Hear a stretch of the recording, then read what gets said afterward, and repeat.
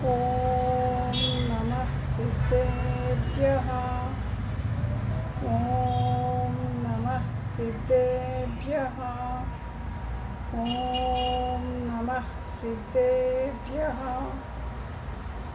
ನಮೋ ಅರಿಹಂತಾಣಂ ನಮೋ ಸಿದ್ಧಾಣಂ ನಮೋ ಆಯಿರ್ಯಾಣಂ ನಮೋ ವಜ್ರಾಯಾಣಂ ನಮೋ ಲೋಯೇ ಸೌವಸಾಹೂಣಂ.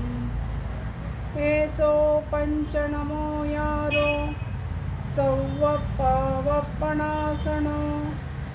ಮಂಗಲಾಣಂಚ ಸೌವೇಸಿಂ ಪಢಮಂ ಹವೈ ಮಂಗಲಂ ಪಢಮಂ ಹವೈ ಮಂಗಲಂ.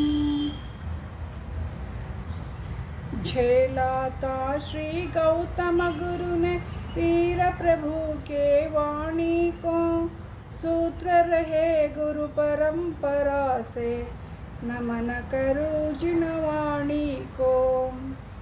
चर्चा 53 भाव की कर लो भाव विशुद्धि पाने को.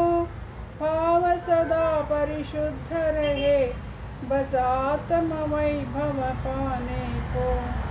बस आत्म वैभव पाने को. पंच परमेष्टि भगवान की जय. जिन्होंने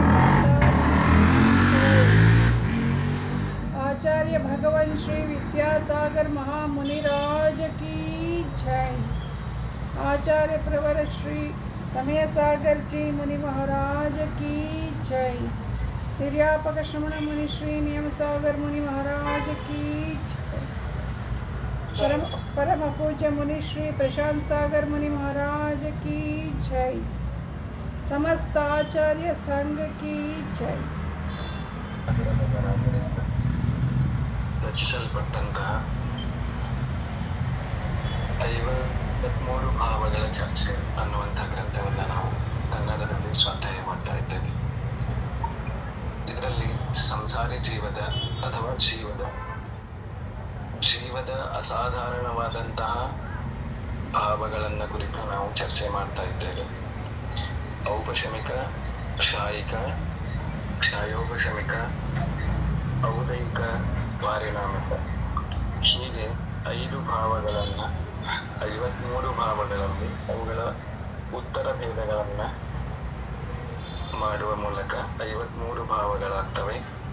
ಆ 53 ಭಾವಗಳೇ ಈ ಗ್ರಂಥದ ವಿಷಯ ಆಗಿದೆ. ಅದರಲ್ಲಿ ನಾವು ನಿನ್ನೆ ಔಪಶಮಿಕ ಭಾವದ ಉತ್ಪತ್ತಿ ಹೇಗೆ ಅನ್ನುವಂಥ ವಿಚಾರವನ್ನ ಸ್ವಲ್ಪ ಮಟ್ಟಿಗೆ ನೋಡಿದ್ದೇವೆ. ಹೇಗೆ ಅಂತಂದ್ರೆ, ಜೀವದ ಭಾವಗಳಲ್ಲಿ ವಿಶುದ್ಧಿ ಆಗುವ ಮೂಲಕ, ಅಂದ್ರೆ ಭಾವಗಳಲ್ಲಿ ನಿರ್ಮಲತೆ ಪ್ರಕಟವಾಗುತ್ತಾ ಕರ್ಮಗಳಲ್ಲಿ, ಯಾವ ಕರ್ಮಗಳಲ್ಲಿ, ಮೋಹನೀಯ ಕರ್ಮದಲ್ಲಿ ಎಷ್ಟು ಪ್ರಮಾಣದಲ್ಲಿ ಆ ಕರ್ಮಗಳು ಉಪಶಮನ ಅಂದ್ರೆ ಉದಯಕ್ಕೆ ಬರುವ ಸಾಮರ್ಥ್ಯವನ್ನು ಕಳೆದುಕೊಳ್ಳುತ್ತವೆಯೋ ಅಷ್ಟು ಪ್ರಮಾಣದಷ್ಟು ಅಲ್ಲಿ ಆ ಕರ್ಮದ ಉಪಶಮ ಅಂತ ಹೇಳಿದ್ದಾರೆ. ಹಾಗಾಗಿ ಈ ಉಪಶಮ ಅಂದ್ರೆ ಉಪಶಮ ಆಗುವುದು ಎಲ್ಲಿ ಅಂತಂದ್ರೆ ಕರ್ಮದಲ್ಲಿ. ಯಾವ ಕರ್ಮದಲ್ಲಿ? ಮೋಹನೀಯ ಕರ್ಮದಲ್ಲಿ ಮಾತ್ರ. ಕರ್ಮದ ಉಪಶಮ, ಕ್ಷಯೋಪಶಮ, ಕ್ಷಯ ಈ ಅವಸ್ಥೆಗಳೇನಿದಾವಲ್ಲ, ಉಳಿದ ಕರ್ಮಗಳಲ್ಲಿ ಕ್ಷಯೋಪಶಮ, ಕ್ಷಯ, ಉದಯ ಆಗ್ತವೆ. ಆದರೆ ಉಪಶಮ ಅನ್ನುವಂಥ ವಿಷಯ ಏನಿದೆ ಅಲ್ಲ, ಇದು ಕೇವಲ ಮೋಹನೀಯ ಕರ್ಮದಲ್ಲಿ ಮಾತ್ರ ಆಗುವಂಥದ್ದಿದೆ. ಹಾಗಾಗಿ ನಾವು ಏನಾದರೂ ಉಪಶಮ ಮಾಡೋದಿದೆ ಅಂತಂದ್ರೆ ಅದು ಮೋಹನೀಯ ಕರ್ಮದಲ್ಲಿ ಮಾತ್ರ ಆಗುವಂಥದ್ದಿದೆ. ನಮ್ಮ ಸಮ್ಯಕ್ತ್ವ ಮೊದಲಾದ ವಿಶುದ್ಧ ಪರಿಣಾಮಗಳಿಂದ ಮೋಹನೀಯ ಕರ್ಮವನ್ನ ಉಪಶಮನ ಅಥವಾ ದಬಾಯಿಸುವ ಕಾರ್ಯ ಆಗ್ತದೆ. ಕರ್ಮ ಉಪಶಮನ ಆಗ್ತದೆ, ಭಾವ ಉಪಶಮನ ಆಗುವುದಿಲ್ಲ. ಕರ್ಮ ಉಪಶಮನವಾದಾಗ ಯಾವ ಭಾವ ಅದಕ್ಕೆ ಕಾರಣ ಆಗಿದೆ ಅಥವಾ ಆ ಯಾವ ಭಾವ ಆವಾಗ ನಮ್ಮಲ್ಲಿ ಇದೆಯೋ ಆ ಭಾವವನ್ನ ಔಪಶಮಿಕ ಭಾವ ಅಥವಾ ಉಪಶಮ ಭಾವ ಅಂತ ಕರೀತಾರೆ. ಈ ಉಪಶಮ ಭಾವದಲ್ಲಿ 2 ಭೇದಗಳು. ಒಂದು ಔಪಶಮಿಕ ಸಮ್ಯಕ್ತ್ವ ಭಾವ, ಇನ್ನೊಂದು ಔಪಶಮಿಕ ಚಾರಿತ್ರ ಭಾವ. ದರ್ಶನ ಮೋಹನೀಯ ಮತ್ತು ಅನಂತಾನುಬಂಧಿ ಕಷಾಯಗಳು, ಇವುಗಳನ್ನ ಜಯಿಸಿದಾಗ ಅಥವಾ ಇವುಗಳನ್ನ ದಬಾಯಿಸಿದಾಗ ಔಪಶಮಿಕ ಸಮ್ಯಕ್ತ್ವ ಭಾವ ನಮ್ಮಲ್ಲಿ ಉಂಟಾಗ್ತದೆ. ಆಮೇಲೆ ಉಳಿದ 21 ಪ್ರಕೃತಿಗಳು ಮೋಹನೀಯ ಕರ್ಮದ್ದು, ಅಪ್ರತ್ಯಾಖ್ಯಾನಾವರಣ, ಪ್ರತ್ಯಾಖ್ಯಾನಾವರಣ, ಸಂಜ್ವಲನ ಹಾಗೂ ನೌಕಷಾಯಗಳು. ಇವುಗಳು ಚಾರಿತ್ರ ಮೋಹನೀಯದ ಭೇದ ಅಂತ ಅನ್ನಿಸ್ಕೊಂಡಿದೆ. ಇವುಗಳ ಉಪಶಮನ ಆದಾಗ ನಮ್ಮಲ್ಲಿ ಔಪಶಮಿಕ ಚಾರಿತ್ರ ಭಾವ ಇದ್ದಿರ್ತದೆ. ಹೀಗೆ ಆ ಭಾವಗಳು ನಮ್ಮಲ್ಲಿ ಸಮ್ಯಕ್ತ್ವ ಅಂದ್ರೆ ಔಪಶಮಿಕ ಸಮ್ಯಕ್ತ್ವ ಮತ್ತು ಔಪಶಮಿಕ ಚಾರಿತ್ರ ಭಾವಗಳು ಮೋಹನೀಯ ಕರ್ಮದ ಉಪಶಮನದಿಂದ ಆಗಿವೆ. ಅವು ಎಷ್ಟೋ ತನಕ ನಮ್ಮಲ್ಲಿ ಇರ್ತವೆ ಅಂತಂದ್ರೆ ಹೆಚ್ಚಂದ್ರೆ ಅಂತರ್ಮುಹೂರ್ತದವರೆಗೆ ಮಾತ್ರ. ಕರ್ಮದ ಉಪಶಮನ ಕೇವಲ ಅಂತರ್ಮುಹೂರ್ತದವರೆಗೆ ಮಾತ್ರ ಇರ್ತದೆ. ಅದಕ್ಕಿಂತ ಹೆಚ್ಚಿಗೆ ಉಪಶಮನ ಆಗುವುದಿಲ್ಲ ಮತ್ತು ಅವು ಉದಯಕ್ಕೆ ಬರ್ತವೆ. ಹೀಗೆ ಒಂದಷ್ಟು ವಿಷಯಗಳನ್ನ ನಿನ್ನೆಗೆ ಚರ್ಚೆ ಮಾಡಲಾಗಿತ್ತು.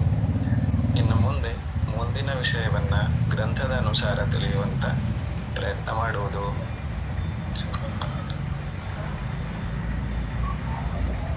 ಶಾಹಿಕ ಭಾವ ಉತ್ಪತ್ತಿ ಮನವರಿಕೆ ಕೋಷ್ಟಕ 4. ಮುಂದೆ ಔಪಶಮಿಕ ಭಾವದ ಉತ್ಪತ್ತಿಯನ್ನ ಹೇಳಿದ ಮೇಲೆ ಕ್ಷಾಯಿಕ ಭಾವದ ಉತ್ಪತ್ತಿಯ ಕ್ರಮವನ್ನ ಹೇಳ್ತಾರೆ, ಉತ್ಪತ್ತಿಯ ಬಗೆಯನ್ನ ಹೇಳ್ತಾರೆ. ಈಗ ನಮ್ಮ ಪ್ರಶ್ನೆ, ಔಪಶಮಿಕ ಭಾವ ಹೇಗೆ ಉತ್ಪತ್ತಿಯಾಗುತ್ತದೆ?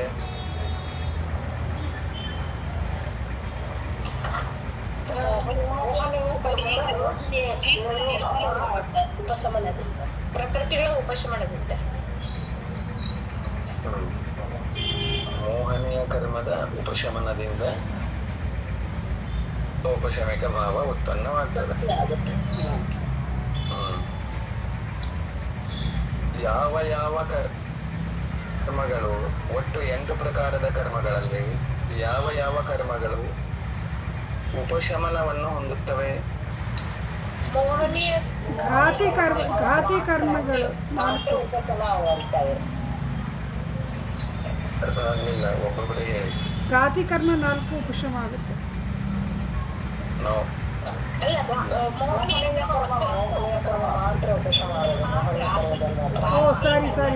ಸಾರಿ ಕರ್ಮ ಮಾತ್ರ ಉಪಶಮ ಆಗುತ್ತೆ. ಇವಾಗಲೇ ಹೇಳ್ತಾ ಇದ್ರು, ನಾನು ಕನ್ಫ್ಯೂಸ್ ಮಾಡ್ಕೊತಾ ಇದ್ದೀನಿ, ಸಾರಿ. ಮೋಹನೀಯ ಕರ್ಮ ಒಂದೇ ಉಪಶಮನ ಆಗುವುದು, ಉಳಿದ ಯಾವ ಕರ್ಮನೂ ಉಪಶಮನವನ್ನ ಹೊಂದಲಿಕ್ಕೆ ಆಗುವುದಿಲ್ಲ. ಇದನ್ನ ಯಾವತ್ತಿಗೂ ನೆನಪಿಟ್ಕೊಳ್ಳಿ, ಬಹಳ ಇಂಪಾರ್ಟೆಂಟ್ ಇದು. ಅದೇ ಇವಾಗಲೇ ಕೇಳಿದ್ರು ಕೂಡ ನಾನು ಎಲ್ಲೋ ಜ್ಞಾನ ಇಟ್ಕೊಂಡು ಹೇಳ್ತಾ ಇದ್ದೀನಿ. ಅದರ ನಿಮಿತ್ತದಿಂದ ಆ ಕರ್ಮದ ಉಪಶಮನದಿಂದ ಏನು ಭಾವ ಬರ್ತಾ ಇದೆ ಜೀವದಲ್ಲಿ ಉತ್ಪನ್ನವಾಗಿದೆ, ಅದು ಔಪಶಮಿಕ ಭಾವ. ಅದು ಸಮ್ಯಕ್ತ್ವದ ಅಪೇಕ್ಷದಿಂದ ದರ್ಶನ ಮೋಹದ ರೂಪದಿಂದ ಆಗಿರಬಹುದು, ಚಾರಿತ್ರದ ಅಪೇಕ್ಷದಿಂದ ಚಾರಿತ್ರ ಮೋಹನೀಯದ ಉಪಶಮನದಿಂದ ತಿಳ್ಕೋಬಹುದು. ಹೀಗೆ ಉಪಶಮನ ಆಗೋದು ಕೇವಲ ಯಾವ ಕರ್ಮದಲ್ಲಿ? ಮೋಹನೀಯ ಕರ್ಮದಲ್ಲಿ. ಮೋಹನೀಯ ಕರ್ಮದಲ್ಲಿ ಒಟ್ಟು ಎಷ್ಟು ಭೇದಗಳಿವೆ? ಒಟ್ಟು 28 ದರ್ಶನ ಮೋಹಿನಿಯ ಮತ್ತು ಚಾರಿತ್ರ ಮೋಹಿನಿಯ ಅಂತ 2 ಭೇದಗಳಿವೆ. ಒಟ್ಟು ಎಲ್ಲ ಸೇರಿ 28 ಭೇದಗಳು. 28 ಭೇದ. ಸರಿ. ಇನ್ನು ಮೇಲೆ ಕ್ಷಾಯಿಕ ಭಾವದ ಉತ್ಪತ್ತಿಯ ಬಗ್ಗೆ ಹೇಳ್ತಾರೆ. ಕ್ಷಾಯಿಕ ಭಾವ ಅಂದ್ರೆ ಏನು ಅಂತಂದ್ರೆ, ಕರ್ಮಗಳ ಕ್ಷಯದಿಂದ ಯಾವ ಭಾವ ಜೀವದಲ್ಲಿ ಉತ್ಪತ್ತಿಯಾಗಿದೆಯೋ ಅದು ಕ್ಷಾಯಿಕ ಭಾವ. ಕ್ಷಯದಿಂದ ಕ್ಷಾಯಿಕ ಭಾವ. ಯಾವುದರ ಕ್ಷಯ ಆಗಿರ್ಬೇಕು? ಕರ್ಮಗಳ ಕ್ಷಯ. ಕರ್ಮಗಳ ಕ್ಷಯ. ಹಾ, ಕರ್ಮಗಳ ಕ್ಷಯದಿಂದ ಜೀವದಲ್ಲಿ ಯಾವ ಭಾವ ಉಂಟಾಗಿದೆ ಅದು ಕ್ಷಾಯಿಕ ಭಾವ. ಭಾವ. ಮುಂದೆ ನೋಡ್ರಿ ಏನ್ ಹೇಳ್ತಾರೆ. ಬಯಜಿ ಮೋಹನೀಯ ಕರ್ಮದ 28 ಭೇದಗಳು ಬಯಜಿ ಯಾವುದು? ದರ್ಶನ ಮೋಹನೀಯದಲ್ಲಿ ಮಿಥ್ಯಾತ್ವ, ಸಮ್ಯಕ್ ಮಿಥ್ಯಾತ್ವ, ಸಮ್ಯಕ್ ಪ್ರಕೃತಿ ಇವು 3. ಚಾರಿತ್ರ ಮೋಹನೀಯದಲ್ಲಿ ಅನಂತಾನುಬಂಧಿ ಕ್ರೋಧ, ಮಾನ, ಮಾಯಾ, ಲೋಭ 4. ಅಪ್ರತ್ಯಾಖ್ಯಾನಾವರಣದ್ದು 4 ಅಂದ್ರೆ ಕ್ರೋಧ, ಮಾನ, ಮಾಯಾ, ಲೋಭ. ಪ್ರತ್ಯಾಖ್ಯಾನಾವರಣ, ಸಂಜ್ವಲನ ಹೀಗೆ 4 4 4 4 16 ಆಯ್ತು. ಹಾಸ್ಯ, ರತಿ, ಅರತಿ, ಶೋಕ, ಭಯ, ಜಿಗುಪ್ಸ, ಸ್ತ್ರೀ ವೇದ, ಪುರುಷ ವೇದ, ನಪುಂಸಕ ವೇದ ಹೀಗೆ 9 ಎಲ್ಲ ಸೇರಿ ಚಾರಿತ್ರ ಮೋಹನೀಯದ 25 ಪ್ರಕೃತಿ ಪ್ಲಸ್ ದರ್ಶನ ಮೋಹನೀಯದ 3 ಪ್ರಕೃತಿ ಎಲ್ಲ ಸೇರಿ 28 ಮೋಹನೀಯ ಕರ್ಮದ ಪ್ರಕೃತಿಗಳಾಗ್ತವೆ. ಸರಿ ಬೈ. ಇನ್ನು ಮುಂದೆ ಕ್ಷಾಯಿಕ ಭಾವವನ್ನ ಕುರಿತು ಇಲ್ಲಿ ಏನ್ ಹೇಳ್ತಾರೆ ಅನ್ನೋದನ್ನ ಓದಬೇಕು.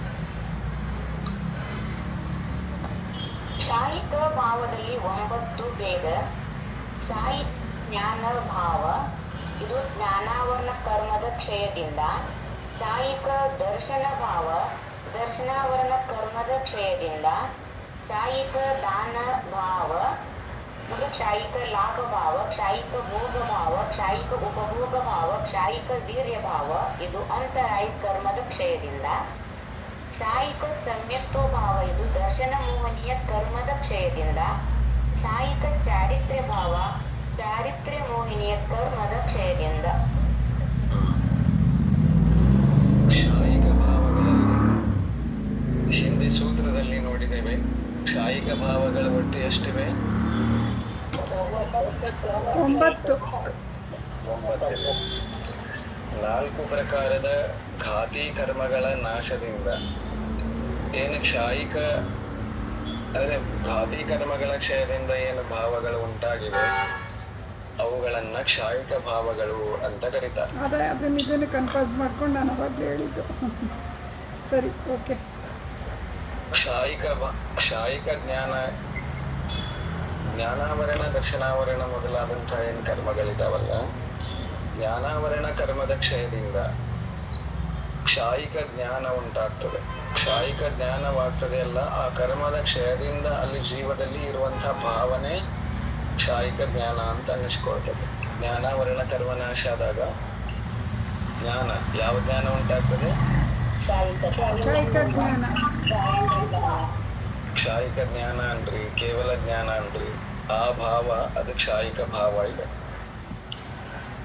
ಆಮೇಲೆ ದರ್ಶನಾವರಣ ಕರ್ಮದ ಕ್ಷಯದಿಂದ ಯಾವುದು ಗುಣ ಬರ್ತದೆ, ಭಾವ ಉಂಟಾಗ್ತದೆ? ಕ್ಷಾಯಿಕ ದರ್ಶನ. ಕೇವಲ ದರ್ಶನ ಬರ್ಬೇಕಲ್ರಿ ಬಯಜಿ? ಕೇವಲ ದರ್ಶನ ಆಗ್ತಿದಲ್ರಿ, ದರ್ಶನ ಕರ್ಮಕ್ಕೆ ನಾಶ ಆಗಲ್ಲ. ಹೌದು, ಕೇವಲ ದರ್ಶನಕ್ಕನ್ನ ಕ್ಷಾಯಿಕ ದರ್ಶನ ಅಂತ ಕರೀತಾರೆ. ಇಲ್ಲಿ ಯಾವ ಕರ್ಮದ ಕ್ಷಯ ಹಿಡ್ಕೊಂಡು ಹೋಗ್ತಾ ಇದೇವಲ್ಲ ಅದಕ್ಕೆ ಕ್ಷಾಯಿಕ ಅಂತ ಹೇಳ್ಬೇಕು ಅಷ್ಟೆ. ಗುಣಗಳು ಯಾವ್ದಾದ್ರು ಒಟ್ಟಾರೆಯಾಗಿ ಕೇವಲ ಜ್ಞಾನಾವರಣಾದಿಗಳು ನಾಶ ಆದಾಗ ಯಾವ ಗುಣ ಬರ್ತಾವೆ ಅಂದ್ರೆ ಕೇವಲ ಜ್ಞಾನ, ಕೇವಲ ದರ್ಶನ ಹೇಳ್ಬಹುದು. ಏನು ಇಲ್ಲಿ ಹೇಳಿದ್ರು ಏನ್ ತಪ್ಪಿಲ್ಲ. ಈಗ ನಾವು ಕರ್ಮದ ಕ್ಷಯ ಅನ್ನೋ ಶಬ್ದ ತಗೋತಾ ಇದ್ದೇವಲ್ಲ, ಕ್ಷಾಯಿಕ ಭಾವಗಳನ್ನು ನೋಡ್ಬೇಕಾಗಿದೆ ನಮಗೆ, ಅದಕ್ಕೆ ಕ್ಷಯ ಅನ್ನೋದು ಹಿಡ್ಕೊಂಡು ಹೋಗ್ತಾ ಇದ್ದೇವೆ. ದರ್ಶನಾವರಣ ಕರ್ಮದ ಕ್ಷಯ ಆದಾಗ ಕೇವಲ ದರ್ಶನ ಅಥವಾ ಕ್ಷಾಯಿಕ ದರ್ಶನ ಭಾವ ಉಂಟಾಗ್ತವೆ. ಆಮೇಲೆ ಮೋಹನೀಯ ಕರ್ಮದ ಕ್ಷಯದಿಂದ 2 ಪ್ರಕಾರದ ಮೋಹನೀಯ ಕರ್ಮ ಇದೆ. ದರ್ಶನ ಮೋಹನೀಯದ ಕ್ಷಯದಿಂದ ಕ್ಷಾಯಿಕ ಸಮ್ಯಕ್ತ್ವ ಉಂಟಾಗ್ತದೆ, ಅದು ಕ್ಷಾಯಿಕ ಸಮ್ಯಕ್ತ್ವ ಭಾವ ಅಂತ ಹೇಳಿದ್ದಾರೆ. ಆಮೇಲೆ ಚಾರಿತ್ರ ಮೋಹನೀಯ ಕರ್ಮದ ಕ್ಷಯದಿಂದ ಚಾರಿತ್ರ ಭಾವ ಉಂಟಾಗ್ತದೆ. ಹೀಗೆ ಮೋಹನೀಯ ಕರ್ಮದ್ದಿದೆ. ಆಮೇಲೆ ಅಂತರಾಯ ಕರ್ಮದ್ದು ಏನೇನಿದೆ? ಕ್ಷಾಯಿಕ ದಾನ ಕ್ಷಾಯಿಕ ಜ್ಞಾನಾವರಣ ಕರ್ಮದ ಕೆಲಸ ಏನು? ಜ್ಞಾನವನ್ನು ತಿಳಿಯತಕ್ಕದ್ದು. ಜ್ಞಾನಾವರಣ ಕರ್ಮದ ಕೆಲಸ ಜ್ಞಾನವನ್ನ ಮರೆಮಾಚುವುದು. ಜ್ಞಾನಕ್ಕೆ ಆವರಣ ಆಗುತ್ತೆ. ತಿಳಿಯೋದಕ್ಕೆ ಬಿಡೋದಿಲ್ಲ, ಪ್ರಕಟ ಮಾಡ್ಕೊಳ್ಳೋದಕ್ಕೆ ದರ್ಶನವನ್ನು ತಿಳಿಯದಂತೆ ಮಾಡುವುದು. ದರ್ಶನವನ್ನು ತಿಳಿಯದಂತೆ ಮಾಡುವುದಿಲ್ಲ. ಶ್ರದ್ಧೆಗೆ ಇದು ನೋ. ಜ್ಞಾನಾವರಣ ಕರ್ಮದಲ್ಲಿ ಹೇಗೆ ಜ್ಞಾನವನ್ನು ತಡೆ ಹಿಡಿಯುತ್ತೋ ಹಾಗೆ ದರ್ಶನಾವರಣ ಕರ್ಮ ಕೂಡ ದರ್ಶನ ಮಾಡೋದಕ್ಕೆ ಬಿಡೋದಿಲ್ಲ, ತಡೆ ಆವರಣ ಹಾಕುತ್ತೆ ಪರದೆಯ ಮುಖಾಂತರ. ಆಮೇಲೆ ಮೋಹನೀಯ ಕರ್ಮದ ಕೆಲಸ ಏನು? ಅದು ಸಮ್ಯಕ್ವನ್ನು ಪ್ರಕಟ ಮಾಡ್ಕೊಳ್ಳೋಕೆ ಬಿಡೋದಿಲ್ಲ, ಚಾರಿತ್ರ ಗುಣವನ್ನು ಕೂಡ ಪ್ರಕಟ ಮಾಡ್ಕೊಳ್ಳೋಕೆ ಬಿಡೋದಿಲ್ಲ. ಇನ್ನು ಅಂತರಾಯ ಕರ್ಮದ ಕೆಲಸ ಏನು? ಲಾಭ ಭೋಗದಲ್ಲಿ ವಿಘ್ನ ಉಂಟು ಮಾಡೋದೇ ವಿಘ್ನಕರಣ ಮಂತರಾಯ ವಿಘ್ನ. ಯಾವುದೇ ಕಾರ್ಯದಲ್ಲಿ ವಿಘ್ನ ಮಾಡುವುದು. ಆ ವಿಘ್ನ ಮಾಡುವಂತ ಮಾರ್ಗಗಳು ಎಷ್ಟಿದಾವು ಅಂತಂದ್ರ 5 ಪ್ರಕಾರದಲ್ಲಿ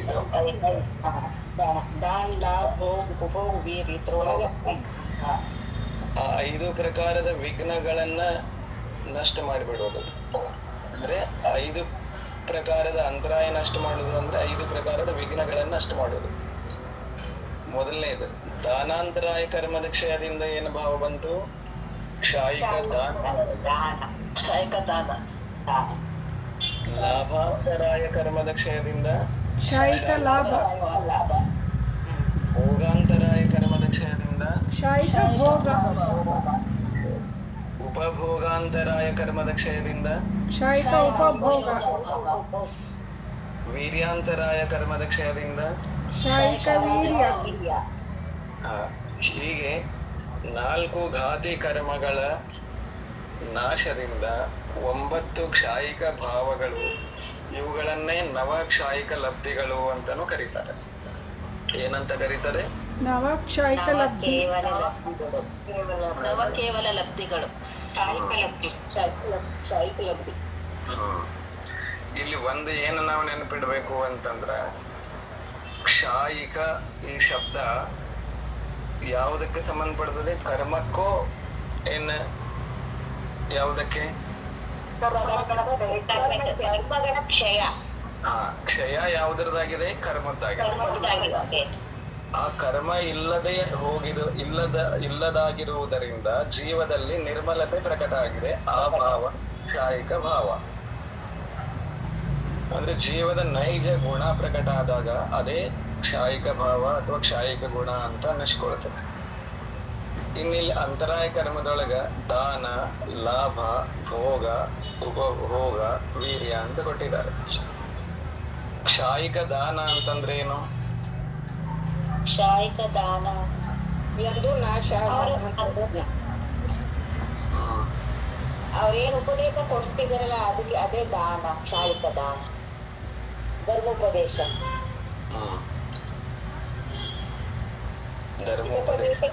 ಅರಹಂತ ಪರಮೇಶ್ವರಿಗಳು ಇದಾರಲ್ಲ, ಅದು ಕ್ಷಾಯಿಕ ದಾನಕ್ಕೆ ಸಂಬಂಧಪಟ್ಟ. ಅವರಲ್ಲಿ ಪ್ರಕಟ ಆಗಿರುವಂತಹ ಎಷ್ಟು ಅನಂತ ಗುಣಗಳಿದಾವಲ್ಲ, ಆ ಗುಣಗಳನ್ನ ಎಷ್ಟು ಹಂಚಿದರೂ ಅಥವಾ ಎಷ್ಟು ಅನುಭವಿಸಿದರೂ ಕೂಡ, ಅಥವಾ ಅದು ಎಷ್ಟನ್ನ ಅವರು ಕೊಟ್ಟರೂ ಕೂಡ ಅದರಲ್ಲಿ ಏನೋ ಅವರಿಗೆ ಕಿಂಚಿತ್ತು ಏನೂ ಕಡಿಮೆ ಆಗೋದಿಲ್ಲ. ಕ್ಷಾಯಿಕ ದಾನ ಅಂದ್ರೆ ನಿರಂತರವಾದ ಆತ್ಮಿಕ ಗುಣಗಳ ದಾನ, ಆತ್ಮಿಕ ಗುಣಗಳ ಪ್ರಕಟತೆ. ಇದನ್ನ ಕ್ಷಾಯಿಕ ದಾನ ಅಂತ ತಿಳ್ಕೋಬಹುದು. ಕ್ಷಾಯಿಕ ಲಾಭ, ಅವ್ರಿಗೆ ಏನ್ ಲಾಭ ಆಗುದಿದೆ ಅಲ್ಲಿ?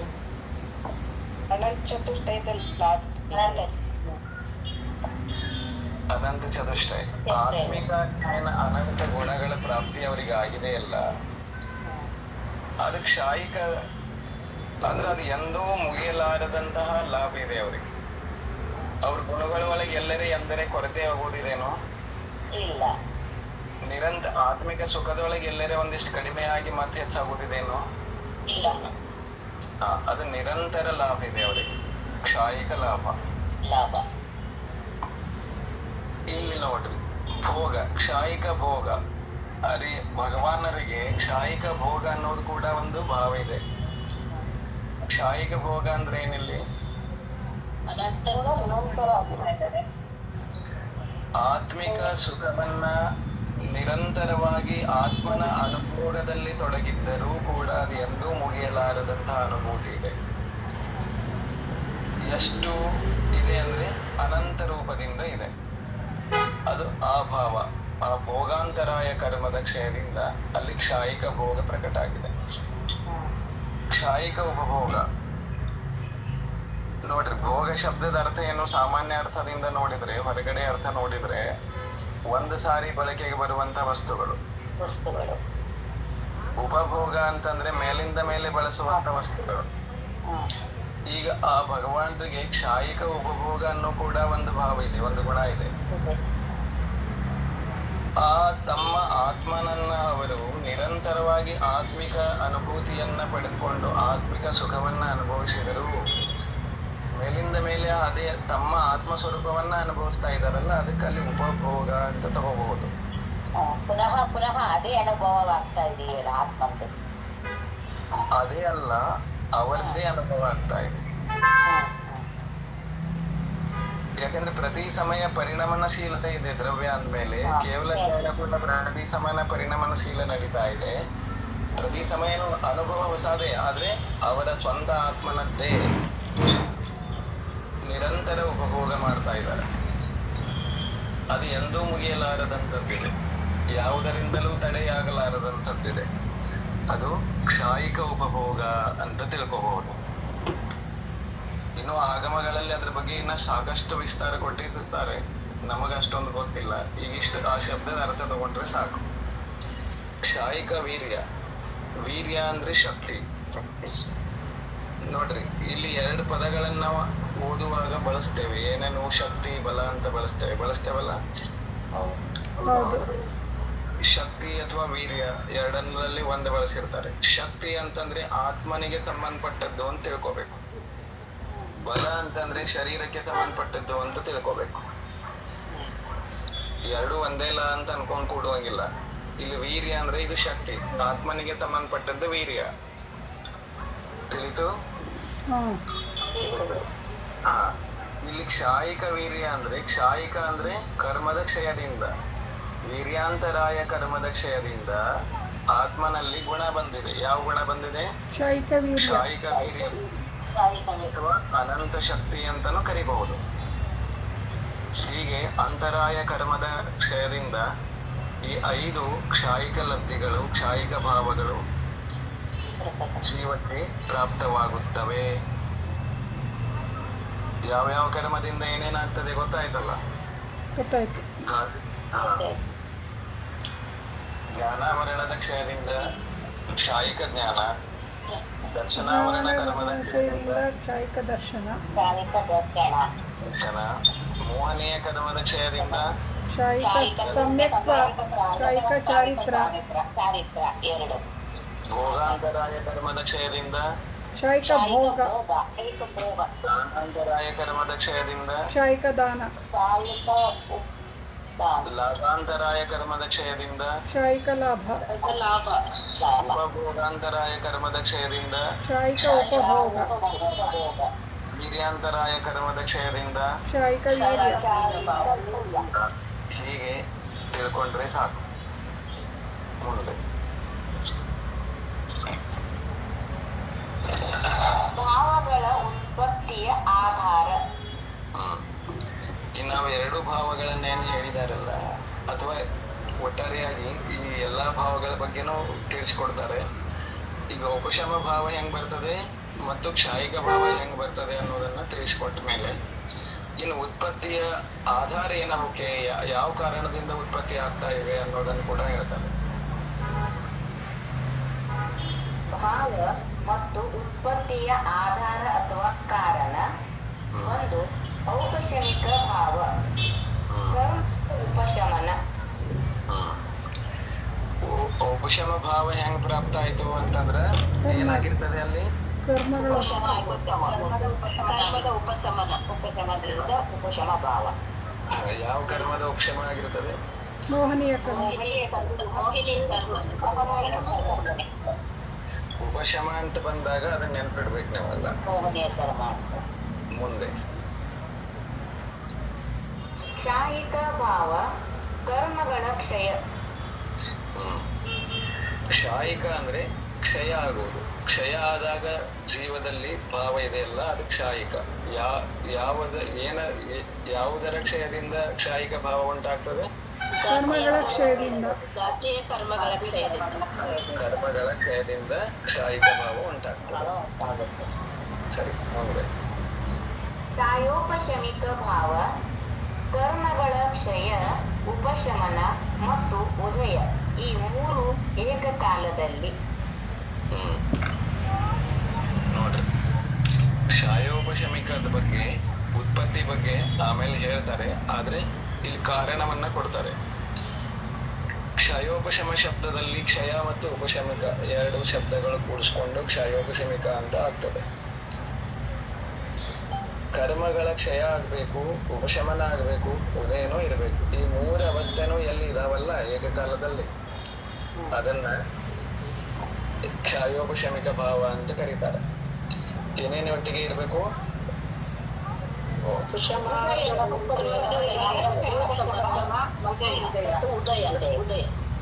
ಕ್ಷಯ, ಉಪಶಮ, ಉದಯ ಮೂರು ಏಕಕಾಲದಲ್ಲಿ ಇರಬೇಕು. ಈ ಅವಸ್ಥೆಯನ್ನ ಏನಂತ ಕರೀತಾರೆ? ಕ್ಷಯೋಪಶಮಿಕ ಅವಸ್ಥೆ. ನೋಡ್ರಿ ಅದೇನ್ ಹೇಳ್ತಾರೆ. ಕ್ಷಯ ಆತ್ಮಗುಣದ ಸರ್ವಘಾತಿ ಕರ್ಮಗಳ ಸ್ವಮುಖ ಅಂದರೆ ಸ್ವರಸ ಉದಯಾಭಾವಿ ಕ್ಷಯ. ಇನ್ನು ಕ್ಷಯೋಪಶಮಿಕ ಭಾವದೊಳಗ ಕ್ಷಯ ಆಗೋದು ಅಂತಂದ್ರೆ ಏನು? ಅಲ್ಲಿ ಏನಾಗಿರ್ತತಿ? ಉದಯಭಾವಿ ಕ್ಷಯ ಆಗಿರುತ್ತೆ. ಅದು ಹೆಂಗ್ ಕ್ಷಯ ಅನ್ನೋದನ್ನ ಇಲ್ಲಿ ಹೇಳ್ತಾರೆ. ಜೀವದ ಏನು ಗುಣಗಳಿದಾವಲ್ಲ, ಗುಣಗಳ ಆಗುವಾಗ ಗುಣಗಳ ಮುಖೇನ ಅಲ್ಲಿ ಸರ್ವಘಾತಿ ಕರ್ಮಗಳು ಅಂತಿರ್ತಾವ. ಯಾವುಗಳು ಜೀವಿಯ ಆ ಗುಣವೇ ಪ್ರಕಟ ಆಗಲಾರದಂತೆ ಮಾಡ್ತಾವಲ್ಲ, ಅವುಗಳನ್ನ ಸರ್ವಘಾತಿ ಕರ್ಮಗಳು ಅಂತ. ಅವು ತಮ್ಮಷ್ಟಕ್ ತಾವೇ ಅಂತಂದ್ರೆ ಏನು? ತಮ್ಮ ಸ್ವರೂಪದ ಅನುಸಾರ ತಮ್ಮಲ್ಲೇ ಉದಯಕ್ಕೆ ಬರಲಾರದಂತಹ ಅವಸ್ಥೆಯನ್ನ ಹೊಂದುತ್ತವೆ. ಅಂದ್ರೆ ಇನ್ನು ಮುಂದೆ ಉದಯಕ್ಕೆ ಬರುವಂತಹ ಸಾಮರ್ಥ್ಯವನ್ನ, ತಮ್ಮ ಸ್ವಂತ ರಸವನ್ನ ಕಡಿಮೆ ಮಾಡ್ಕೊತವೆ. ಆ ಅವಸ್ಥೆಯನ್ನ ಅಲ್ಲಿ ಉದಯಾಭಾವಿ ಕ್ಷಯ ಅಥವಾ ಕ್ಷಯೋಪಶಮಿಕದಲ್ಲಿನ ಕ್ಷಯ ಅಂತ ಕರೀತಾರೆ.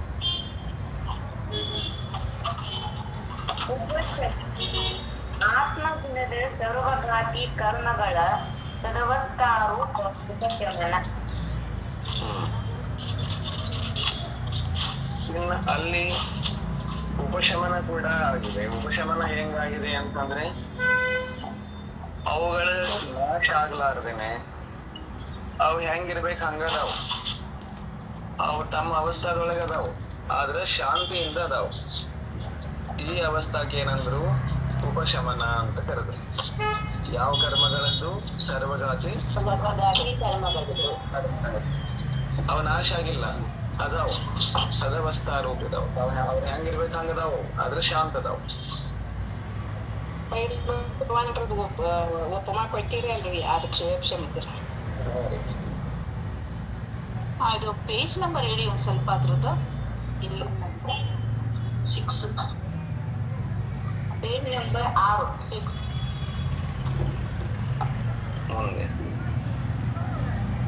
ಉದಯ ಆತ್ಮಗುಣದ ದೇಶಘಾತಿ ಕರ್ಮಗಳ ಉದಯ. ಇನ್ನು ಅಲ್ಲೇ ಕೆಲವು ಕರ್ಮಗಳು ಏನಾಗಿದಾವು, ಅಥವಾ ಒಂದಷ್ಟು ಕರ್ಮಗಳು ಜೀವಿಯ ಗುಣವನ್ನ ಏಕದೇಶವಾಗಿ ಘಾತ ಮಾಡುವಂತಹ ದೇಶಘಾತಿ ಕರ್ಮಗಳದ್ದು ಉದಯ ಇರ್ತದೆ.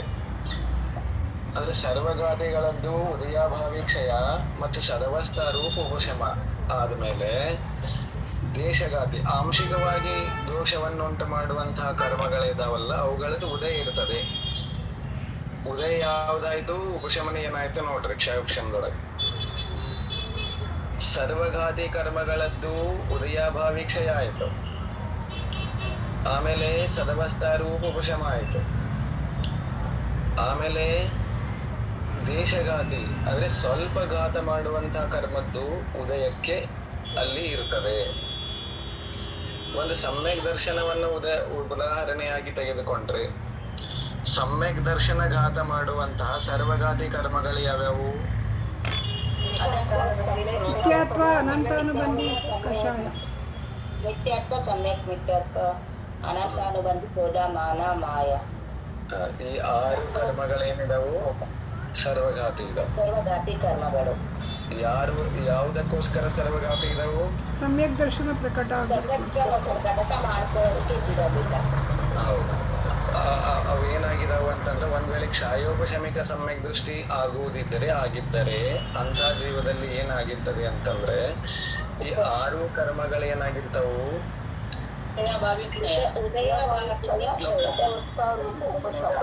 ಒಂದು ಸದವಸ್ಥಾರೂಪ ಉಪಶಮ ಅರ್ಥ ಮಾಡ್ಕೊಳ್ರಿ.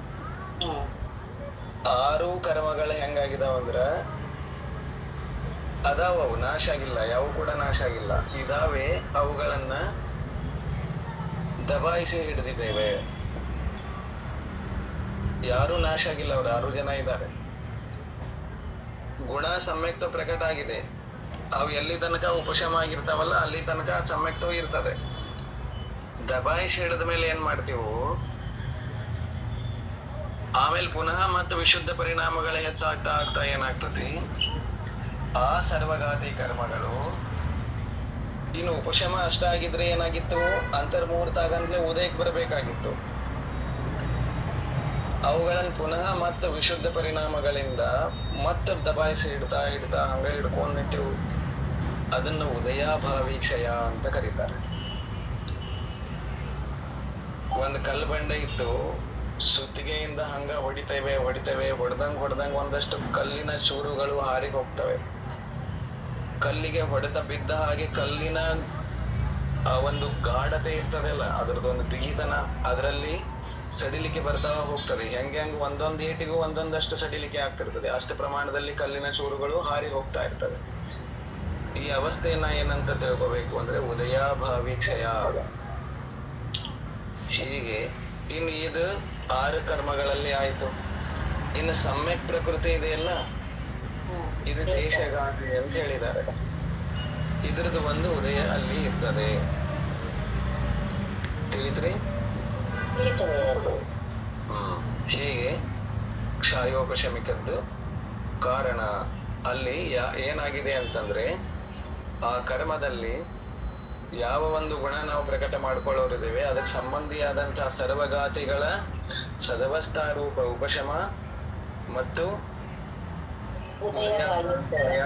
ಮತ್ತು ಶೇಷಘಾತಿಯ ಉದಯ, ಈ 3 ಅವಸ್ಥೆಗಳನ್ನ ಯಾವ ಜೀವ ಹೊಂದಿರ್ತದೆ ಭಾವದಿಂದ, ಆ ಭಾವವನ್ನ ಕ್ಷಾಯೋಪಶಮಿಕ ಭಾವ ಅಂತ ಕರೀತಾರೆ. ಮುಂದೆ ಇಲ್ಲೊಂದು ಇದು ಸಂದೇಹ. ಉದಯಾಭಾವಿ ಕ್ಷಯ ಸದವಸ್ಥಾರೂಪ ಉಪಶಮ ಏಕಕಾಲದಲ್ಲಿ ಹೇಗೆ ಅಂತ ಗೊತ್ತಾಗ್ತಾ ಇಲ್ಲ. ಈಗ ಒಬ್ಬ ಪೈಲ್ವಾನ್ ಇದಾನೆ, ಅವನನ್ನ ಕೆಳಗೆ ಕೆಡವಿ ಅವ ಒಟ್ಟ ಆಟ ಮುಗಿ ತನಕ ಎದ್ದು ನಿಲ್ಲಬಾರ್ದಂಗ ಮೇಲೆ ಒಂದ್ ಕಾಲ್ ಇಟ್ಕೊಂಡು ಹೊಡಿತಾ ಇದ್ದೇವೆ. ಅವ ಹೆಂಗ್ ಮೇಲೆ ಹೇಳ್ಬೇಕಂತ ಹಂಗ ಹೊಡಿತೇವೆ, ಮತ್ತೆ ಕೆಳಗೆ ಕೆಡುತ್ತೇವೆ. ಅವ ಎದ್ದು ನಿಂತೇ ಇಲ್ಲ ಆಟ ಮುಗಿ ತನಕ. ಕೆಳಗ್ ಕೆಡವಿದಿರಿ ಅದು ಉಪಶಮನ. ಕೆಡವಿ ಹಂಗ ಬಿಟ್ರಿ ಅಂದ್ರೆ ಮತ್ತೆ ಎದ್ದು ಬರ್ತಾನ. ಉಪಶಮ ಮಾಡಿ ಬಿಟ್ರಿ ಅಂದ್ರೆ ಮತ್ತೆ ಎದ್ದು ಬರ್ತಾನ. ಮ್ಯಾಲ ಕಾಲ್ ಇಟ್ಕೊಂಡ್ ನಿಂತ್ರಿ ಅಂದ್ರ ಎದ್ದು ಬರಕ್ ಆಗಂಗಿಲ್ಲ. ಕೈ ಕಾಲು ಹಣ್ಣಾಗೋಂಗ್ ಮತ್ತೆ ಹೊಡಿತೀರಿ, ಆಮೇಲೆ ಪೂರಾ ಎದ್ದು ಬರಕ್ ಆಗಂಗಿಲ್ಲ. ಆದ್ರೆ ಜೀವ ಇರ್ತದೆ, ಪ್ರಾಣ ಹೋಗಿರಂಗಿಲ್ಲ, ಶಕ್ತಿಹೀನ ಆಗಿರ್ತಾನೆ. ಆ ಅವಸ್ಥಾಕ್ಕೆ ಏನಂದಿದ್ದಾರೆ? ಉದಯಾಭಾವಿ ಕ್ಷಯ ಅಂದಿದ್ದಾರೆ. ಕರ್ಮದಲ್ಲಿಯೂ ಹಾಗಾಗಿರ್ತದೆ.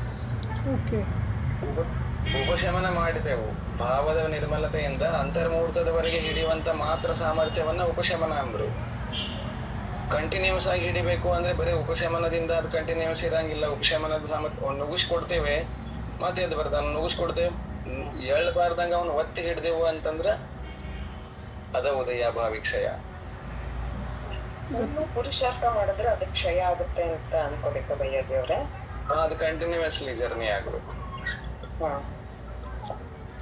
ಅವನ ಬಯಜಿ. ಹೇಳು. ಬಯಜಿ ಅದು ಸ್ವಲ್ಪ ಲೇಟಾಗಿ ಜಾಯ್ನ್ ಆದೆ. ದೇಶಗಾತಿ ಮತ್ತೆ ಯಾವ್ದು 3 ಹೇಳಿದ್ರಲ್ಲ ಕ್ಷಯೋಪಶಮಕ್ಕೆ. ಸರ್ವಘಾತಿಗಳು ಉಪಶಮನ ಅಂದ್ರೆ ಸದವಸ್ಥಾರೂಪ ಉಪಶಮನ ಮತ್ತು ಉದಯಾಭಾವಿ ಕ್ಷಯ ಆಗಿರ್ತವೆ. ದೇಶಘಾತಿ ಕರ್ಮ ಉದಯದಲ್ಲಿ ಇರ್ತದೆ.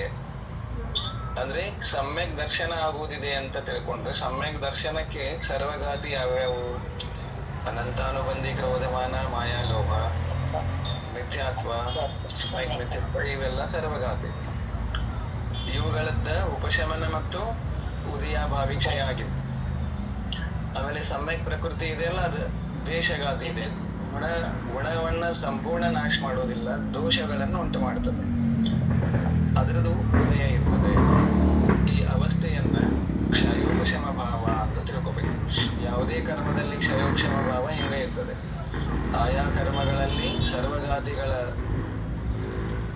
ಸದವಸ್ಥಾರೂಪ ಉಪಶಮನ ಉದಯಾಭಾವಿ ಕ್ಷಯ ಆಗಿರ್ತದೆ. ಮತ್ತೆ ದೇಶಘಾತಿ ಆಯಾ ಕರ್ಮಗಳ ದೇಶಘಾತಿ ಪ್ರಕೃತಿಗಳು ಉದಯದಲ್ಲೇ ಇರ್ತವೆ.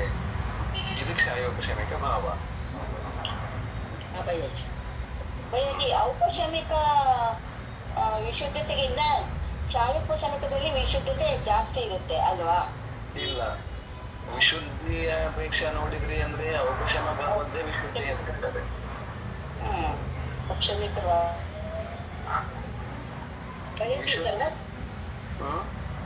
ಇಲ್ಲ ಹೇಳಿ ಬಯಜಿ. ವಿಶುದ್ಧಿ ಕ್ಷಯೋಪಶಮಿಕದಲ್ಲಿ ನಿರ್ಮಲವಾಗಿಲ್ಲದ ಕಾರಣದಿಂದಲೇ ಶ್ರೇಣಿ ಇರುವಂತಹ ಮುನಿಗಳು 2 ಪ್ರಕಾರದ ಶ್ರೇಣಿಯನ್ನ ಏರ್ತಾರೆ. ಒಂದು ಉಪಶಮ ಶ್ರೇಣಿ, ಇನ್ನೊಂದು ಶಪಥ. ಒಂದ್ ವೇಳೆ ಕ್ಷಯೋಪಶಮಿಕ ನಿರ್ಮಲವಾಗಿ ಇರ್ತಿತ್ತು ಅಂತಂದ್ರ ಇದ್ರದ್ದು ಒಂದು ಶ್ರೇಣಿ ಇರ್ತಿತ್ತು. ತಿಳಿದ್ರಿ? ಉಪಶಮ ಕ್ಷೇಣಿ ಉಪಶಮಕ್ಕೂ ಮತ್ತೆ ಉದಯಭಾವಿ ಕ್ಷಯಕ್ಕೂ ಏನು ವ್ಯತ್ಯಾಸ ಬಯಸಿ? ಉಪಶಮ ಅಂತರ್ಮುಹೂರ್ತ ಮಾತ್ರ ಇರ್ತದೆ. ಅದು ಅಂತರ್ಮುಹೂರ್ತ ಹಂಗ ಹೆಚ್ಚಾಗೋತ್ ಅದು ಉಪಶಮ ಇದ್ದದು ಅದ್ ಮ್ಯಾಲ ಉದಯಕ್ಕೆ ಬರಲೇಬಾರ್ದು ಅಂತ ಹೇಳಿ ನೀವೇನು ಎಕ್ಸ್ಟ್ರಾ ಪ್ರಯತ್ನ ಮಾಡ್ತೀರಲ್ಲ, ಅದು ಉದಯಾಭಾವಿ ಕ್ಷಯದಲ್ಲಿ ಹೆಸರು ತಗೊಂಡ್ಬಿಡ್ತದೆ. ಇದು ತಿಳ್ಕೊಳ್ಳಿಕ್ ಮಾತ್ರ ಐಡಿಯಾ ಕೊಡ್ತಾ ಇದ್ದೇವೆ ನಾವು, ಹೀಗೆ ಅಂತ ಹೇಳಿ ನಮಗ ತಿಳ್ಕೊಳ್ಳಿಕ್ ಮಾತ್ರ ಇದು ಉದಾಹರಣೆಗಳೆಲ್ಲ. ಸರಿ ಸರಿ ಭಯ.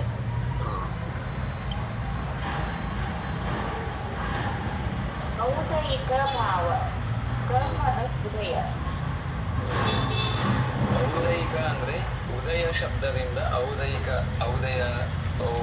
ಔದಯಿಕ ಅನ್ನುವಂತ ಶಬ್ದ ಬರ್ತದೆ. ಉದಯ ಅಂದ್ರೆ ಯಾವುದರ ಉದಯ? ಔದಯಿಕ ಭಾವ ಹೇಗೆ ಉತ್ಪತ್ತಿ ಆಗ್ತದೆ ಅಂತಂದ್ರೆ ಕರ್ಮದ ಉದಯ ಬಂದಾಗ ಔದಯಿಕ ಭಾವ ಬರ್ತದೆ. ಹೇಗೆ? ಉದಾಹರಣೆ, ಅನಂತಾನುಬಂಧಿ ಕಷಾಯ ಮೋಹನೀಯ ಕರ್ಮದ ಉದಯದಿಂದ ಕ್ರೋಧ ಉತ್ಪನ್ನವಾಗುತ್ತದೆ. ತಿಳಿದ್ರಿ? ಅನಂತಾನುಬಂಧಿ ಕ್ರೋಧ ಕರ್ಮದ ಉದಯ ಇರುವಾಗ ಆ ಮನುಷ್ಯನ ಬಳಿ ಸಮೀಪಕ್ಕೆ ಹೋಗಬಾರ್ದು. ಯಾಕೆಂದ್ರೆ ಕರ್ಮದ ಉದಯ ಬಂದಿದೆ, ಅದು ಔದಯಿಕ ಭಾವ ಇದೆ. ಹಾಗೆ ತಿಳ್ಕೊಬೇಕು ಎಲ್ಲ ಕರ್ಮದ್ದು ಕೂಡ.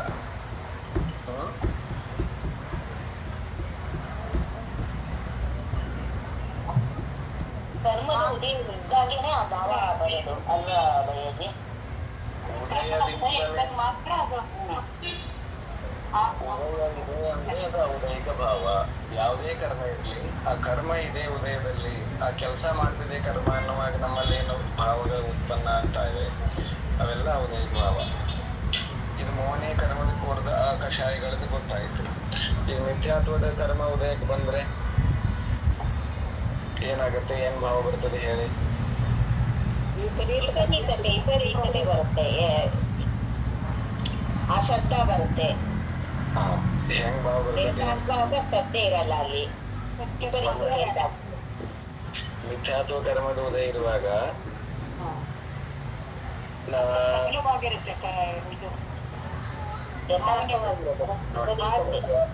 ಮಿಥ್ಯಾತ್ವ ಉದಯದಲ್ಲಿ ನಾವೇನ್ ಶ್ರದ್ಧಾನ ಒಂದ್ ವೇಳೆ ಮಾಡಿದ್ದೆವು ಅಂತಂದ್ರೆ, ದೇವಶಾಸ್ತ್ರ ಗುರುಗಳಲ್ಲಿ ಶ್ರದ್ಧೆಯನ್ನ ನಾವು ಒಂದ್ ವೇಳೆ ಮಾಡಿದ್ದರೆ, ಮಾಡಿದ ಮೇಲೆ ಒಮ್ಮೆ ಮತ್ತೆ ಮಿಥ್ಯಾತ್ವ ಕರ್ಮ ಬಂದರೆ ಅದನ್ನ ನಾವು ತಂದುಕೊಂಡರೆ, ಅವಾಗ ಇರುವ ಶ್ರದ್ಧಾನ ಏನಾಗುತ್ತೆ, ಕಡಿಮೆ ಆಗುತ್ತೆ.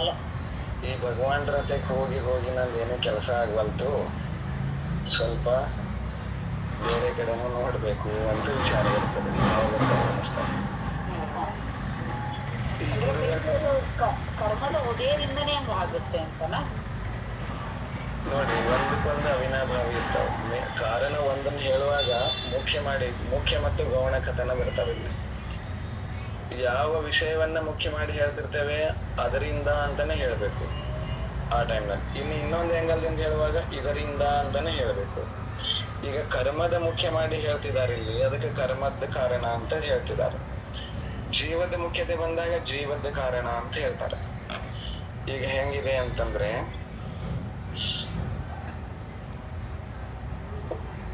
ಈಗ ನಮಗೆ ವೈರಾಗ್ಯ ಬಂದಿದೆ, ದೀಕ್ಷೆ ತಗೋಬೇಕು ಅಂತ ತಿಳ್ಕೊರೆ.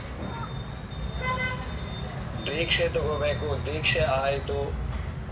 ಈಗ ಎಷ್ಟೋ ಜನರಿಗೆ ದೀಕ್ಷೆ ತಗೋಬೇಕು ಅಂತ ಜೀವನ ಪರ್ಯಂತ ಇದ್ರೂ ಕೂಡ ದೀಕ್ಷೆ ಆಗಲ್ಲ. ದೀಕ್ಷೆ ಕನಸಿನಲ್ಲೂ ಇರಂಗಿಲ್ಲ. ಅಕಸ್ಮಾತ್ ಹಿಂಗ ಗುರುಗಳ ಸಾಮೀಪ್ಯದಿಂದ ಆಟೋಮ್ಯಾಟಿಕಲಿ ಕೆಲವೇ ದಿನಗಳಲ್ಲಿ ದೀಕ್ಷೆ ಆಗಿಬಿಡ್ತದೆ.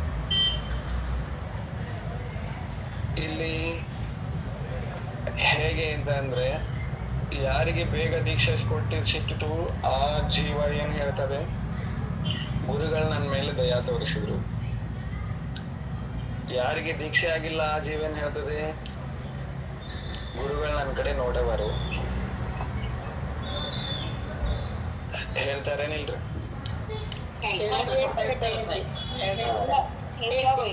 ನಮ್ಮ ಕರ್ಮ ನಮ್ಮ ಪುಣ್ಯ ಇಲ್ಲ. ಆ ಗುರುಗಳು ಈ ಜೀವಕ್ಕೆ ದೀಕ್ಷೆ ಕೊಡಬಾರ್ದು ಅಂತ ಏನು ವಿಚಾರ ಇಲ್ಲ ಅವರಿಗೆ. ಅದು ಇವರಿಗಿಂತ ಮೊದಲು ಅವರಿಗೆ ಕೊಡಬೇಕು ಅಂತಾನು ಏನು ವಿಚಾರ ಇಲ್ಲ. ಇಲ್ಲಿ ಇನ್ನೊಂದು ಕಾರಣ ಏನಾಗ್ತದೆ, ಈ ಜೀವ ಏನು ಪುರುಷಾರ್ಥ ಮಾಡಿದೆ ಮತ್ತೆ ಅದರದ್ದು ಪೂರ್ವಕೃತ ಪುಣ್ಯದ ಉದಯ ಪ್ಲಸ್ ವರ್ತಮಾನದ ಪುರುಷಾರ್ಥ ಎರಡೂ ತೀವ್ರವಾದದ್ದರಿಂದ ಅದಕ್ಕೆ ಗುರುವಿನ ನಿಮಿತ್ತ ಬೇಗನೆ ಸಿಕ್ತು. ಇನ್ನೊಂದು ಜೀವನ ಪರ್ಯಂತ ನನಗೆ ದೀಕ್ಷೆ ಕೊಡುವಾರ ಅನ್ನೋದ್ರಾಗ ಜೀವನ ತೆಗಿತಾ ಇದೆ. ಅದು ಹಿಂದಿನ ಪುಣ್ಯದ ಫಲದಿಂದ ಗುರುಗಳೇನೋ ಸಿಕ್ಕಿದ್ದಾರೆ, ಆದ್ರೆ ವರ್ತಮಾನದ ಪುರುಷಾರ್ಥ ಹೀನ ಆಗಿರೋದ್ರಿಂದ ಅದಕ್ಕೆ ದೀಕ್ಷೆ ಆಗ್ತಾ ಇಲ್ಲ. ಅದು ಒಂದ್ ವೇಳೆ ತೀವ್ರವಾಗಿದ್ರೂ ಕೂಡ ಎಷ್ಟು ತೀವ್ರ ಆಗ್ಬೇಕಾಗಿತ್ತು ಅಷ್ಟಾಗಿಲ್ಲ. ಈ ದೃಷ್ಟಿಯಿಂದ ನೋಡೋದಾದ್ರೆ, ಇನ್ನು ಆ ಕಡೆ ಗುರುಗಳ ಕಡೆಯಿಂದ ನೋಡೋದಾದ್ರೆ, ಗುರುಗಳು ಯಾರಿಗೆ ಕೊಡಬೇಕು ಅನ್ನೋದನ್ನ ಅವರದೇ ಆದಂತ ಒಂದು ಜಜ್ಮೆಂಟ್ ಇರ್ತದೆ ಅವ್ರ ಹತ್ರ. ಈ ಲಕ್ಷಣ ಇದ್ರೆ ಇವರಿಗೆ ಕೊಡ್ಬೇಕು, ಇಷ್ಟು ಅವರು ಸಾಧನೆ ಮಾಡ್ತಿದ್ದಾರೆ ಅಂದ್ರೆ ಇಂಥವ್ರಿಗೆ ಕೊಡ್ಬೇಕು. ಒಮ್ಮೊಮ್ಮೆ ಅವರು ಹೆಂಗ್ ಮಾಡ್ತಾರೆ ಅಂತಂದ್ರೆ, ಯಾವುದೇ ಸಾಧನೆಯ ಅವಧಿಯನ್ನ ಬೇರೆ ಒಬ್ಬ ಶಿಷ್ಯರಲ್ಲಿ ಎಷ್ಟು ನೋಡಿರ್ತಾರೆ ಅಷ್ಟು ಸಮಯವನ್ನ ವ್ಯರ್ಥ ಮಾಡದೇನೆ ಬೇಗನೆ ಕೂಡ ಆಗಿರ್ತಾರೆ. ಅಂದ್ರೆ ಯಾವ ದೃಷ್ಟಿಕೋನದಿಂದ ನಾವು ಮುಖ್ಯ ಕಥನ ಮಾಡುವುದಿದೆ ಅದು ಮುಖ್ಯ ಆಗ್ತದೆ. ಇಲ್ಲಿ ಕರ್ಮದ ಕಡೆಯಿಂದ ನೋಡುವಾಗ ಕರ್ಮದ ಕಾರಣದಿಂದ ಆಗ್ತದೆ, ಜೀವದ ಕಡೆಯಿಂದ ನೋಡುವಾಗ ಜೀವದ ಕಾರಣದಿಂದ ಕರ್ಮ ಕಾರ್ಯ ಮಾಡ್ತದೆ. ಹೀಗೆ ತಿಳ್ಕೋಬೇಕು. ಆದ್ರೆ ಅದು ಕರ್ಮದ ಉದಯದಿಂದ ತಾನೇ ಹಂಗಾಗೋದು. ಕರ್ಮದ ಉದಯ ಯಾಕೆ ಬಂತದು ಅಂದ್ರೆ ನಮ್ದು ಪುಣ್ಯ ಇರಲ್ಲ, ಪುಣ್ಯ ಮಾಡ್ಕೊಂಡ್ ಬಂದಿಲ್ಲ ನಾವು.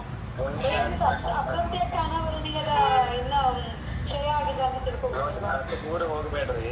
ನಾವು ಕೇಳಿದ್ದೇನು, ಕರ್ಮದ ಕಾರಣದಿಂದ ಅದು ಬರ್ತದೆ. ಕರ್ಮ ಯಾಕೆ ಬಂತದು, ಮಾಡಿದವ್ರು ಯಾರು? ನಾವೇ ಮಾಡಿರ್ತೀವಿ. ಅದ್ ನೋಡ್ರಿ, ನಂದು ಕರ್ಮ ನಿಮ್ಮನ್ನೇ ಬಂದು ಹಿಡ್ಕೊಳಂಗಿಲ್ಲ, ನಿಮ್ಮ ಕರ್ಮ ನನ್ನನ್ನು ಬಂದು ಹಿಡ್ಕೊಳಂಗಿಲ್ಲ.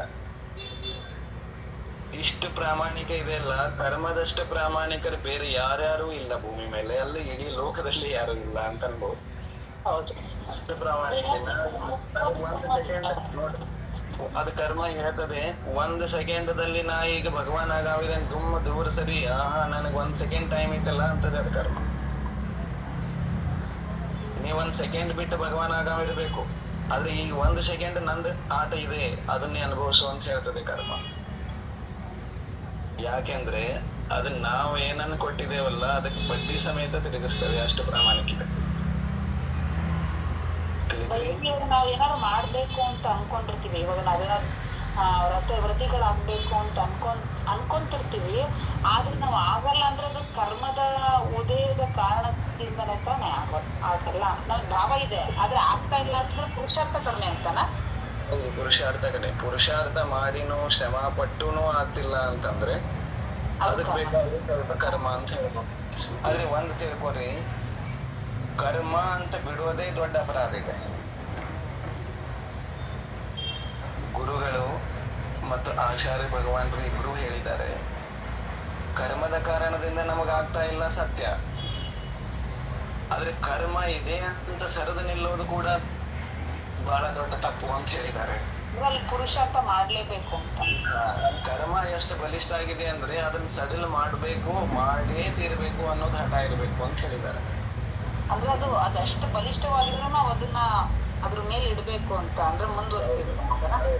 ಹೌದು, ಅದಕ್ಕೆ ಈಗ ನಮಗ ವ್ರತ ತಗೊಳ್ಲಿಕ್ಕೆ ಅದು ಬಿಡ್ತಾ ಇಲ್ಲ ಅಂತಂದ್ರೆ ವ್ರತ ತಗೊಂಡೇ ತೀರ್ಬೇಕು ಅನ್ನೋ ಪುರುಷಾರ್ಥ ಇರ್ಬೇಕು. ಅಂದ್ರೆ ನಮ್ಮ ಕೈಯಲ್ಲೇ ಇದಿದ್ದು, ನಾವು ಮಾಡ್ಬೇಕು ಅನ್ನೋದು ನಮ್ಮ ಕೈಯಲ್ಲೇ ಇದೆ. ಹೌದು, ಯಾವಾಗ ಎಲ್ಲಾ ಕರ್ಮವನ್ನು ಸರಿಸ್ತೇವೆ ಆವಾಗಲೇ ಭಗವಾನ್ ಆಗೋದು. ಕರ್ಮಗಳನ್ನ ಸರಿಸಲಾರದ ಹೊರತು, ಕರ್ಮಗಳನ್ನ ಬಿಡಿಸಿಕೊಳ್ಳಲಾರದ ಹೊರತು ನಾವು ಭಗವಾನ ಆಗುವುದಿಲ್ಲ. ಅನಂತ ಬಾರಿ ನಾ ಭಗವಾನ್ ಅಂತ ಜಪ ಮಾಡಿದ್ರು ಕೂಡ ಒಂದೇ ಒಂದು ಕ್ಷಣನೂ ಭಗವಾನ್ ಆಗೋದಿಲ್ಲ. ಎಲ್ಲಿ ತುಂಬಾ ಬೇಕಲ್ವಾ ಬಯ್ಯಜಿ? ಪುಣ್ಯ ಇಲ್ಲ ಪುರುಷಾರ್ಥ ಮಾಡಲಾರದೆ ಪುಣ್ಯ ಸಂಗ್ರಹ ಆಗುವುದೇ ಇಲ್ಲ. ಹೌದು, ಪುರುಷಾರ್ಥನೇ ಮೇನು. ಹಂಗಾರೆ ಪುಣ್ಯ ಇಲ್ಲ ಯಾಕೆ ಅಂದ್ರೆ ನಾವು ಹಿಂದೂ ಹೀಗೆ ಮಾಡಿದ್ದೇವೆ ಅಂತ ಅರ್ಥ. ನಾವು ಯಾಕೆ ನೋಡ್ರಿ, ನಮ್ಮ ಪುಣ್ಯ ಯಾಕೆ ಇಷ್ಟು ಏನಿದೆ ಅಂದ್ರೆ ನಾವು ಹಿಂದೂ ಹಿಂಗ್ ಟೈಮ್ ಪಾಸ್ ಮಾಡ್ಕೊಂಡ್ ಬಂದಿದ್ದೇವೆ. ಎಲ್ಲೆಲ್ಲಿದ್ದೀವಲ್ಲ ಅಲ್ಲಿಂದ.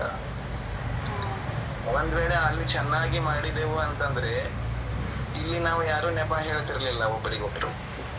ಅಂದ್ರೆ ಪುರುಷಾರ್ಥದೇ ಫಸ್ಟ್ ಬರೋದು ಅಂತಾರೆ. ಹೌದು, ಆಚಾರ್ಯ ಶ್ರೀಗಳು ಹೇಳ್ತಿರ್ತಾ ಇದ್ರು, ಒಂದ್ ವೇಳೆ ಪುಣ್ಯದ ಕಡಿಮೆ ಇತ್ತು ಅಂದ್ರೆ ಏನ್ ಚಿಂತೆ ಮಾಡುವ ಅವಶ್ಯಕತೆ ಇಲ್ಲ. ಪುರುಷಾರ್ಥ ಮಾಡುವಂತಹ ಜೀವದ ಬೆನ್ನ ಹತ್ತಿ ಎಲ್ಲಿ ಇಲ್ಲದ ಬಚ್ಚಿಕೊಂಡಿರುವ ಪುಣ್ಯ ಬೆನ್ನತ್ತಿ ಓಡಿಕೊಂಡು ಬರ್ತದೆ ಅಂತ ಹೇಳ್ತಿದ್ರು. ಪುರುಷಾರ್ಥ ಮಾಡದಿರುವ ವ್ಯಕ್ತಿಯ ಬಳಿ ಇರುವ ಪುಣ್ಯವೂ ಕೂಡ ದಿಕ್ಕು ತಪ್ಪಿ ಓಡಿ ಹೋಗುತ್ತದೆ ಅಂತ ಹೇಳ್ತಿದ್ರು. ಅಂದ್ರೆ ಖಾಲಿ ಆಗೇ ಬಿಡುತ್ತಲ್ಲ, ಪುಣ್ಯ ಖಾಲಿ ಆಗ್ತಾ ಹೋಗುತ್ತೆ. ಹಾ, ಹಾಗೆ ಇರ್ತದೆ. ಇರ್ತದೆ. ಪುಣ್ಯ ಬೇಕು ಅಂದ್ರೆ ಪುರುಷಾರ್ಥ ಮಾಡ್ಲೇಬೇಕು, ಇದರಲ್ಲಿ ಏನೂ ಡೌಟೇ ಇಲ್ಲ. ಪುಣ್ಯ ತಂತಾನೆ ಬರೋದಿಲ್ಲ.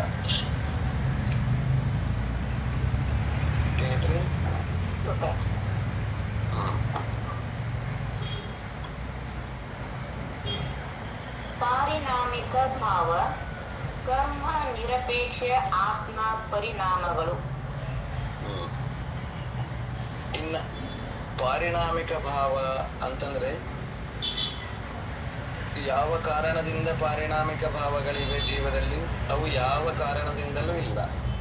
ಯಾವ ಕರ್ಮದ ಉದಯವೂ ಕಾರಣವಲ್ಲ, ಯಾವ ಕರ್ಮದ ಉಪಶಮ, ಕ್ಷಯೋಪಶಮ, ಕ್ಷಯ ಇದು ಯಾವುದರದೂ ಹಸ್ತಕ್ಷೇಪವಿಲ್ಲದ ಜೀವದ ಸಹಜವಾಗಿ ಇರುವಂತಹ, ಕರ್ಮದಿಂದ ನಿರಪೇಕ್ಷವಾಗಿರುವಂತಹ ಆ ಜೀವದ ಪರಿಣಾಮಗಳು ಅದರ ಪಾರಿಣಾಮಿಕ ಭಾವಗಳು ಅಂತ ಅನ್ನಿಸ್ಕೊಳ್ತಾರೆ. ಏನೇನಲ್ಲಿ ಕೆಲಸ ಆಗುವುದಿಲ್ಲ, ಕರ್ಮದ ಉದಯ ಕಾರಣವಲ್ಲ, ಕರ್ಮದ ಉಪಶಮ ಕಾರಣವಲ್ಲ, ಕ್ಷಯೋಪಶಮನೂ ಕಾರಣ ಇಲ್ಲ, ಕ್ಷಯನೂ ಕಾರಣ ಇಲ್ಲ. ಸಹಜವಾಗಿ ಅವುಗಳಲ್ಲಿ ನೈಸರ್ಗಿಕವಾಗಿಯೇ ಇದೆಯೋ, ಯಾವುದರಿಂದಲೂ ಪ್ರಭಾವಿತ ಆಗಿಲ್ಲವೋ, ಕರ್ಮದ ಯಾವ ಕಾರಣದಿಂದಲೂ ಪ್ರಭಾವಿತ ಆಗಿಲ್ಲವೋ ಅಂತಹ ಜೀವದ ಆತ್ಮಿಕ ಪರಿಣಾಮಗಳನ್ನ ಪಾರಿಣಾಮಿಕ ಭಾವ ಅಂತ ಕರೀತಾರೆ. ಯಾವುವು? ಜೀವತ್ವ, ಭವ್ಯತ್ವ, ಅಭವ್ಯತ್ವ. ಜೀವಿಗೆ ಜೀವಿಸುವುದು ಕರ್ಮದಿಂದ ಬಂದಿದೇನು? ಇಲ್ಲ ಸ್ವಾಭಾವಿಕವಾಗಿ ಸ್ವಾಭಾವಿಕವಾಗಿ ಜೀವ ತನ್ನ ಶಕ್ತಿಯಿಂದ ಜೀವಿಸ್ತಾ ಇದೆ. ಕರ್ಮದ ಏನು ಕಾರಣ ಇಲ್ಲ ಅದಕ್ಕೆ. ಭವ್ಯತ್ವ ಇದೆ, ಏಕೇಂದ್ರಿಯದಲ್ಲೂ ಇರ್ತದೆ, ಪಂಚೇಂದ್ರಿಯದಲ್ಲೂ ಇರ್ತದೆ. ಭವ್ಯತ್ವ ಇದು ಯಾರಾದ್ರೂ ತಯಾರು ಮಾಡಿ ಬಿಟ್ಟಿದಾರೇನೋ, ಯಾವ್ದಾದ್ರು ಕರ್ಮದ ಪುರುಷಾರ್ಥದಿಂದ ಅದು ಸಿದ್ಧಿ ಆಗ್ತದೇನೋ ಭವ್ಯತ್ವ? ಇಲ್ಲ. ಇಲ್ಲ, ಅದು ಕೂಡ ನೈಸರ್ಗಿಕವಾಗಿ ಇದೆ. ಅಭವ್ಯತ್ವ ಕೂಡ ಹಾಗೆ ಇದೆ. ಯಾವುದೇ ಕರ್ಮದಿಂದ ಇಂಥ ಒಂದು ಕರ್ಮ ಮಾಡಿದ್ರೆ ಜೀವ ಅಭವ್ಯ ಆಗ್ತದೆ ಹಿಂಗೇನಿಲ್ಲ, ಅದು ಸಹಜವಾಗಿದೆ. ಇಂಥ ಭಾವಗಳೇನಿದಾವಲ್ಲ ಇವು ಪಾರಿಣಾಮಿಕ ಭಾವಗಳು ಅಂತ ಅನ್ನಿಸ್ಕೊಳ್ತವೆ. ತಿಳಿತು? ತಿಳಿತು.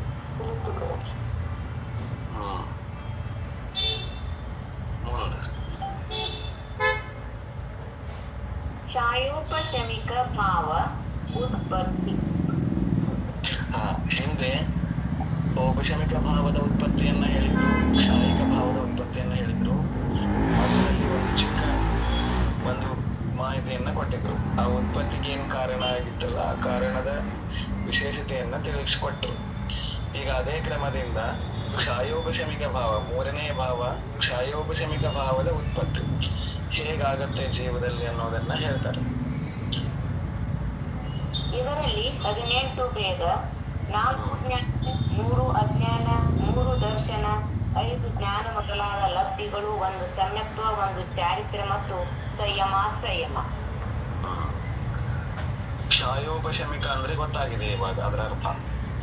ಸರ್ವಗಾತಿ ಕರ್ಮಗಳ ಸರ್ವಸ್ಥಾರೂಪ ಉಪಶಮ, ಉದಯಾಭಾವಿ ಕ್ಷಯ ಮತ್ತು ದೇಶಘಾತಿ ಕರ್ಮಗಳ ಉದಯ.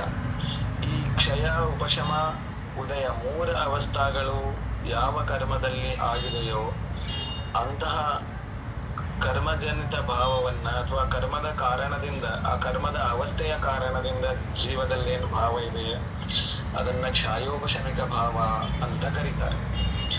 ಇದರಲ್ಲಿ 18 ಭೇದಗಳನ್ನ ಮಾಡ್ತಾರೆ. ಜ್ಞಾನದ್ದು 4, ದರ್ಶನದ್ದು 3, ಜ್ಞಾನದ್ದು 4, ಅಜ್ಞಾನದ್ದು 3, ಆಮೇಲೆ ದರ್ಶನದ್ದು 3, ಆಮೇಲೆ ಲಬ್ಧಿ ಇದು 5, ಆಮೇಲೆ 1 ಸಮ್ಯಕ್ತ್ವ, 1 ಚಾರಿತ್ರ, 1 ಸಂಯಮ. ಹೀಗೆ 18 ಭೇದಗಳು ಕ್ಷಾಯೋಪಶಮಿಕದ ಭಾವಗಳಾಗ್ತವೆ. ಇನ್ನು 4 ಜ್ಞಾನಗಳು ಅಂತಂದ್ರೆ ಯಾವ್ಯಾವು? ಅತಿಜ್ಞಾನ, ಶ್ರುತಜ್ಞಾನ, ಅವಧಿಜ್ಞಾನ, ಮನಪರ್ಯಜ್ಞಾನ. ಇವುಗಳನ್ನ ಕ್ಷಾಯೋಪಶಮಿಕ ಜ್ಞಾನಗಳು ಅಂತ ಕರೀತಾರೆ. ಯಾಕೆ ಕ್ಷಾಯೋಪಶಮಿಕ ಜ್ಞಾನಗಳು ಇವು? ಕರ್ಮದ ಕ್ಷಯೋಕ್ಷಮದಿಂದ ಯಾವ ಕರ್ಮದ ಕ್ಷಯೋಕ್ಷಮ? ಮೋಹನೀಯ. ಕರ್ಮಗಳ ಕ್ಷಯೋಕ್ಷಮದಿಂದಲೇ ಆ ಭಾವ ಉಂಟಾಗುತ್ತೆ. ಸರಿ, ಮೋಹನೀಯ ಅಲ್ಲ, ತಪ್ಪಾಯ್ತು ನಾನು ಹೇಳಿದ್ದು.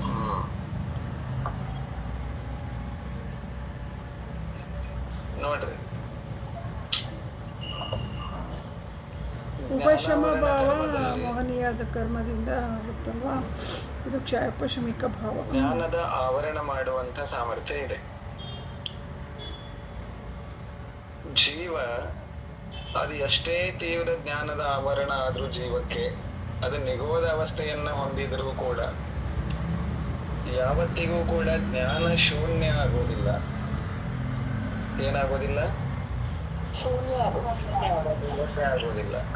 ಕಡಿಮೆ ಅಂದ್ರೂ ಅದಕ್ಕೆ ಪರ್ಯಾಯ ಜನ್ಯ ಜ್ಞಾನ ಅಂತೂ ಇರ್ತದೆ ಅಂತ ಹೇಳಿದ್ದಾರೆ. ಅದು ಏಕೇಂದ್ರಿಯ ನಿಗೋಧದಲ್ಲಿ ಇದ್ರೂ ಕೂಡ ಆ ನಿಗೋಧ ಅವಸ್ಥೆಯನ್ನ ಅನುಭವಿಸುವಂತಹ ಜ್ಞಾನವಂತೂ ಇದ್ದೇ ಇರ್ತದೆ. ಅದು ಒಂದ್ ವೇಳೆ ನಾಶ ಆಯ್ತು ಅಂದ್ರೆ ಜ್ಞಾನ ಗುಣದ ನಾಶವಾಗಿ ಬಿಡುತ್ತದೆ. ಜ್ಞಾನ ಗುಣ ನಾಶ ಆಯ್ತು ಅಂತಂದ್ರೆ ಜೀವದ ಅಸ್ತಿತ್ವ ನಾಶ ಆಯ್ತು ಅಂತ ಅರ್ಥ. ಎಂದೂ ಕೂಡ ಹೀಗಾಗೋದಿಲ್ಲ. ಹಾಗಾಗಿ ಜ್ಞಾನಾವರಣ ಕರ್ಮದಲ್ಲಿ 5 ಭೇದಗಳನ್ನ ಹೇಳಿದ್ದಾರೆ. 5 ಭೇದಗಳ ಪೈಕಿ ಮತಿ ಜ್ಞಾನ, ಜ್ಞಾನಾವರಣ, ಶ್ರುತ ಜ್ಞಾನಾವರಣ, ಅವಧಿ ಜ್ಞಾನಾವರಣ, ಮನಪರೆ ಜ್ಞಾನಾವರಣ, ಕೇವಲ ಜ್ಞಾನಾವರಣ, ಇವ 5 ಜ್ಞಾನಾವರಣ ಕರ್ಮದ ಭೇದಗಳು. ಇನ್ನು ಜ್ಞಾನಾವರಣ ಕರ್ಮದಲ್ಲಿ ಎರಡು ಅವಸ್ಥಾ ಮಾಡಬಹುದು. ಒಂದು ಕ್ಷಯೋಕ್ಷಮ ಆಗಬಹುದು, ಇಲ್ಲ ಜ್ಞಾನಾವರಣ ಕ್ಷಯ ಆಗಬಹುದು. ಜ್ಞಾನಾವರಣ ಕರ್ಮ ಉಪಶಮ ಆಗೋದಿಲ್ಲ, ಕೇವಲ ಉಪಶಮ ಆಗೋದಿಲ್ಲ. ತಿಳಿದ್ರೆ ಕ್ಷಯೋಪಶಮ ಆಗತ್ತೆ ಮತ್ತು ಕ್ಷಯ ಆಗತ್ತೆ. ಇನ್ನು ಅದರೊಳಗ ಜ್ಞಾನಾವರಣದ ಕ್ಷಯೋಪಶಮದಿಂದ ಆಗುವಂತಹ ಜ್ಞಾನಗಳು ಯಾವ್ಯಾವು ಅಂತಂದ್ರ ಮತಿ ಜ್ಞಾನ, ಶುದ್ಧ ಜ್ಞಾನ, ಅವಧಿ ಜ್ಞಾನ, ಮನಪರ್ಯ ಜ್ಞಾನ. ಹೀಗೆ 4 ಜ್ಞಾನಗಳು ಕ್ಷಯೋಪಶಮಿಕ ಭಾವಗಳಲ್ಲಿ ಬರುತ್ತವೆ. ತಿಳಿದು ಇನ್ನು ಕ್ಷಯೋಪಶಮಿಕದಲ್ಲಿ 3 ಅಜ್ಞಾನ ಭಾವಗಳನ್ನು ಕೂಡ ಹೇಳಿದ್ದಾರೆ. ಯಾವ್ಯಾವು? ಅವಧಿ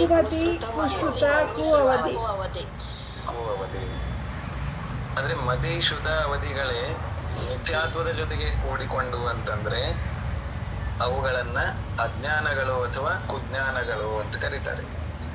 ಕ್ಷಯೋಪಶಮಿಕ ಭಾವದಲ್ಲಿ 3 ಅಜ್ಞಾನಗಳು ಇವುಗಳೇ ಮಿಥ್ಯಾತ್ವದ ಜೊತೆಗೆ ಇರುವಂತಹ ಮತಿ ಶುದ್ಧ ಅವಧಿ ಜ್ಞಾನಗಳೇ ಅವೇ ಕುಮತಿ ಕುಶುತ ಕು ಅವಧಿ ಅನ್ನಿಸ್ಕೊಂಡು ಅಜ್ಞಾನಗಳು ಅಂತ ಅನ್ನಿಸ್ಕೊಳ್ತಾರೆ.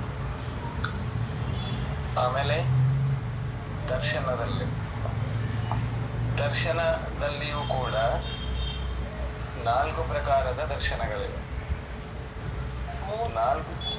4 ಪ್ರಕಾರದ ದರ್ಶನಗಳಲ್ಲಿ ಚಕ್ಷು ದರ್ಶನ, ಅಚಕ್ಷು ದರ್ಶನ, ಅವಧಿ ದರ್ಶನ, ಕೇವಲ ದರ್ಶನ. ಇನ್ನು ಇವುಗಳು ದರ್ಶನಾವರಣದ ಕರ್ಮದ ಆವರಣವನ್ನ ಹೊಂದಿದಾಗ ಚಕ್ಷು ದರ್ಶನಾವರಣ, ಅಚಕ್ಷು ದರ್ಶನಾವರಣ, ಅವಧಿ ದರ್ಶನಾವರಣ, ಕೇವಲ ದರ್ಶನಾವರಣ. ಈ 4 ಆವರಣಗಳಲ್ಲಿ 2 ಅವಸ್ಥೆಗಳನ್ನ ನೋಡಬಹುದು. ಅಂದ್ರೆ 4 ಅಲ್ಲ, 4ರ ಪೈಕಿ 2 ಅವಸ್ಥೆಗಳನ್ನ ನೋಡಬಹುದು. ಒಂದು ಕ್ಷಯೋಪಶಮಿಕ ಅವಸ್ಥಾ, ಇನ್ನೊಂದು ಕ್ಷಾಯಿಕ ಅವಸ್ಥಾ. ಇನ್ನು ಕ್ಷಯೋಪಶಮಿಕದಲ್ಲಿ ಈ 4ರ ಪೈಕಿ ಯಾವ್ಯಾವ ಕ್ಷಯೋಪಶಮ ಆಗಬಹುದು?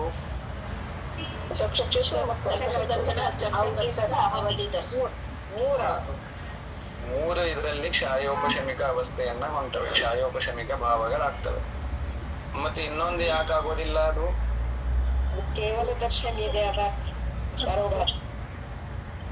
ಕೇವಲ ದರ್ಶನ ಏನಿದೆ ಅಲ್ಲ, ಆ ಕರ್ಮದ ಕ್ಷಯದಿಂದ ಉಂಟಾಗ್ತದೆ, ಕ್ಷಯೋಪಶಮದಿಂದ ಆಗುವಂಥದ್ದಲ್ಲದು. ತಿಳಿದ್ರಿ? ಚಕ್ಷು ದರ್ಶನ, ಅಚಕ್ಷು ದರ್ಶನ, ಅವಧಿ ದರ್ಶನ, ಈ 3 ಕ್ಷಯೋಪಶಮಿಕ ಭಾವಗಳು. ನೆನ್ಪಿಟ್ಕೋತೀರಿ? ಚಕ್ಷು ದರ್ಶನ, ಅಚಕ್ಷು ದರ್ಶನ, ಅವಧಿ ದರ್ಶನ, 3 ಕ್ಷಯೋಪಶಮಿಕ ದರ್ಶನಗಳು. ಆಮೇಲೆ 5 ಲಬ್ಧಿಗಳು. ಲಬ್ಧಿಗಳು ಯಾವ್ಯಾವು ಬರ್ತವೆ ಕ್ಷಯೋಪಶಮಿಕದಲ್ಲಿ? ದಾನ, ಲಾಭ, ಭೋಗ, ಉಪಭೋಗ, ವೀರ್ಯ.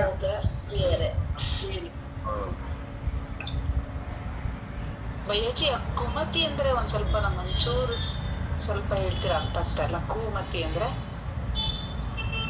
ಕು ಅಂದ್ರೆ ವಿಪರೀತತೆಯನ್ನ, ಕೆಟ್ಟದ್ದನ್ನ ತೋರಿಸ್ತದೆ. ಅಂದ್ರೆ ಮಿಥ್ಯಾತ್ವದ ಜೊತೆಗೆ ಇರುವುದು ಏನ್ ಜ್ಞಾನ ಇದೆ, ಮತಿ ಜ್ಞಾನ, ಅದು ಕುಮತಿ ಜ್ಞಾನ.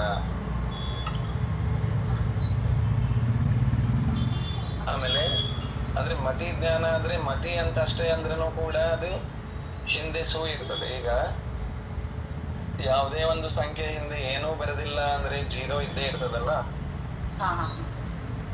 ಹಾಗೆ ಯಾವುದು ಸಹಜವಾಗಿ ಒಳ್ಳೇದಿದೆ ಅದ್ರ ಹಿಂದೆ ಯಾವುದೇ ವಿಶೇಷಣದ ಶಬ್ದಗಳನ್ನ ಬರೆಯುವ ಅವಶ್ಯಕತೆ ಇಲ್ಲ. ಅದು ಮತಿ ಅಂದ್ರೆ ಅದು ಒಳ್ಳೇದು ಅಂತಾನೆ ಅರ್ಥ. ಅದಕ್ಕೊಂದು ವಿಶೇಷಣ ಕೊಟ್ಟೆವು, ಕುಮತಿ ಅಂತ ಕೊಟ್ಟರೆ ಅದಕ್ಕೆ ಮಿಥ್ಯಾತ್ವದ ಜೊತೆಗೆ ಇರುವ ಜ್ಞಾನ ಅಂತ ಅರ್ಥ ಬರ್ತದೆ. ಆ ಮತಿ ಜ್ಞಾನ ಉಲ್ಟಾ ತಿಳಿದುಕೋತಿದೆ, ತತ್ವಶಬ್ದಾನವನ್ನ ಸರಿಯಾಗಿ ಮಾಡಿಲ್ಲ, ವಿಪರೀತವಾಗಿ ತಿಳ್ಕೊಳ್ಳುವಂಥದ್ದು ಅದರಲ್ಲಿದೆ. ಅದಕ್ಕಾಗಿ ಕು ಅಂತ ಹೇಳಿದ್ದಾರೆ. ಕೂಶುತನು ಹಂಗೆ ವಿಪರೀತ. ವಿಪರೀತ ಕು ಅಂದ್ರೆ ಶ್ರದ್ಧಾನ ತತ್ವ, ಆ ಶುದ್ಧದ ತಿಳುವಳಿಕೆ ಏನಾಗಿದೆ, ಯಥಾರ್ಥವಾಗಿಲ್ಲ ಅಂತ ವಿಪರೀತ ಆಗಿದೆ. ಈಗ ನೋಡ್ರಿ, ಇವು ಯಾವ್ಯಾವುದು ಇದು 4 ಜ್ಞಾನದ್ದು ಏನಿದೆ, ಇದು ಜ್ಞಾನಾವರಣ ಕರ್ಮದ ಕ್ಷಮಕ್ಕೆ ಸಂಬಂಧಪಟ್ಟದ್ದಾಯ್ತು. ಆಮೇಲೆ 3 ಅಜ್ಞಾನಗಳು ಕೂಡ ಜ್ಞಾನಾವರಣ ಕರ್ಮಕ್ಕೆ ಸಂಬಂಧಪಟ್ಟದ್ದಿದೆ.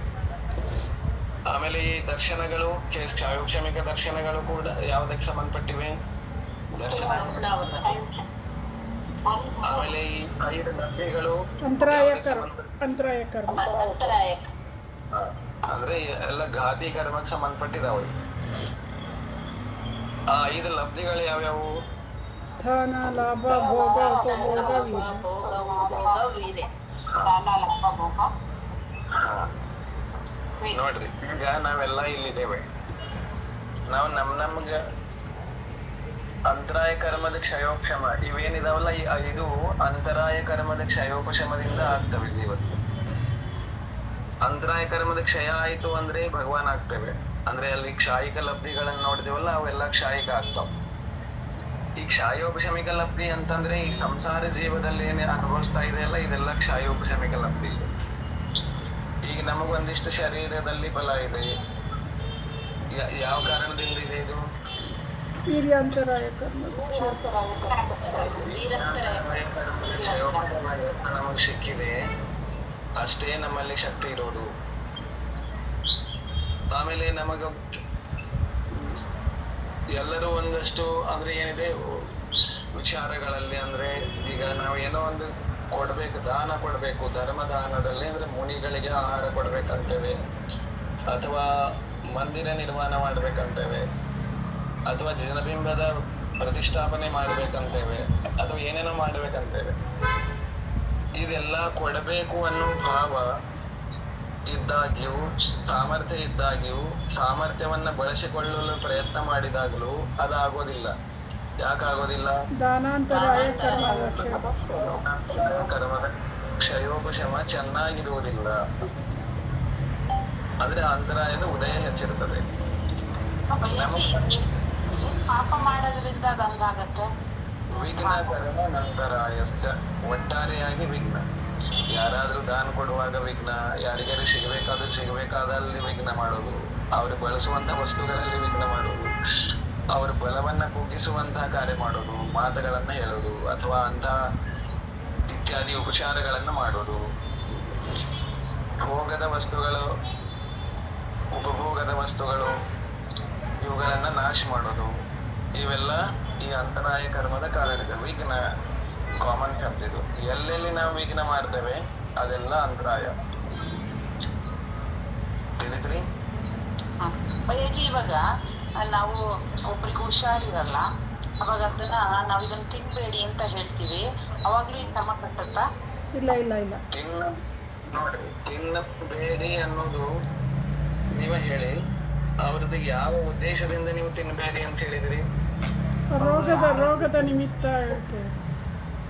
ಅದಕ್ಕೆ ಏನಂತಾರೆ? ವೈಯಾವೃತ್ತ ಅಂತಾರಲ್ಲ, ರೋಗ ವಾಸಿ ಆಗ್ಲಿ ಅಂತ ಪ್ರಯತ್ನ ಮಾಡ್ತಿದ್ದೀರಿ.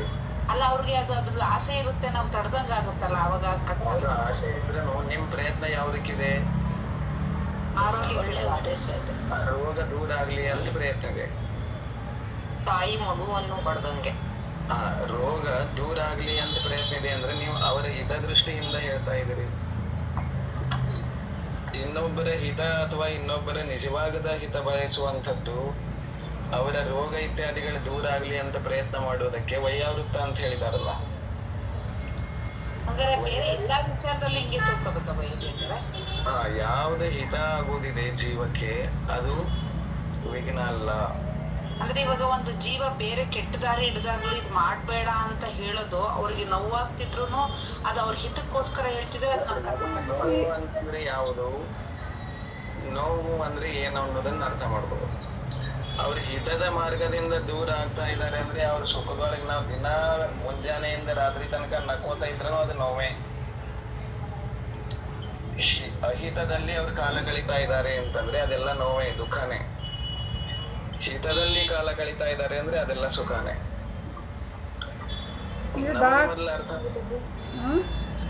ನಮಗ್ ಮೊದಲು ಅರ್ಥ ಆಗ್ಬೇಕು ಹಿತ ಯಾವುದು, ಹಿತ ಯಾವುದು. ಅದು ಶಾರೀರಿಕ ದೃಷ್ಟಿಯಿಂದಲಾದ್ರೂ ಆಗಿರ್ಲಿ, ಜೀವದ ಧರ್ಮ ಭಾವ ಬರಬೇಕು ಅಂದ್ರೆ ಆತ್ಮಿಕ ದೃಷ್ಟಿಯಿಂದ ಹಿತ. ಅಟ್ಲೀಸ್ಟ್ ಬಾಹ್ಯದಲ್ಲಾದ್ರೂ ಹಿತ ಆಗ್ಬೇಕು ಅಂದ್ರೆ ಶರೀರಕ್ಕಾದ್ರೆ ಒಳ್ಳೇದಾಗ್ತಿರ್ಬೇಕು. ಇವೆರಡೂ ಇಲ್ಲ ಅಂದ್ರೆ ಉಳಿದಿದ್ದೆಲ್ಲ ಭಯಂಕರ ಹಿತ. ಡಾಕ್ಟ್ರು ಇಂಜೆಕ್ಷನ್ ಚುಚ್ಚುತ್ತಾರೆ, ಇಂಜೆಕ್ಷನ್ ಚುಚ್ಚಿದಾಗ ನಮಗೆ ನೋವಾಗುತ್ತೆ ಅಂತ ಅವರು ಚುಚ್ಚೋದು ಬಿಟ್ಟರೆ ನಮಗೆ ರೋಗ ಉಪಶಮ ಆಗೋದಿಲ್ಲಲ್ಲ, ಹಾಗೆ.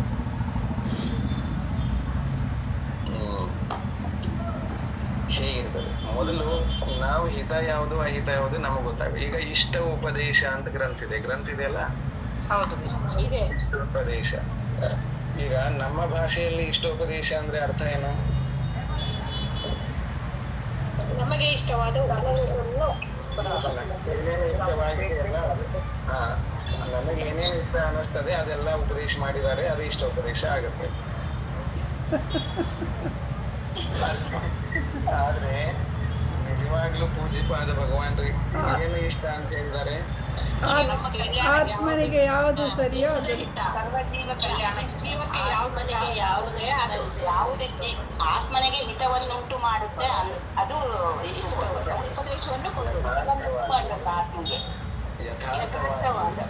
ಯಥಾರ್ಥವಾಗಿ ಜೀವದ ಹಿತ ಆಗುವಂತದ್ದು ಏನಿದೆ ಅದು ಇಷ್ಟ. ಇಷ್ಟ ಶಬ್ದದ ಅರ್ಥನೇ ಹೆಂಗಿದೆ? ಜೀವದ ಹಿತವಾಗುವುದೇ ಜೀವದ ಇಷ್ಟ.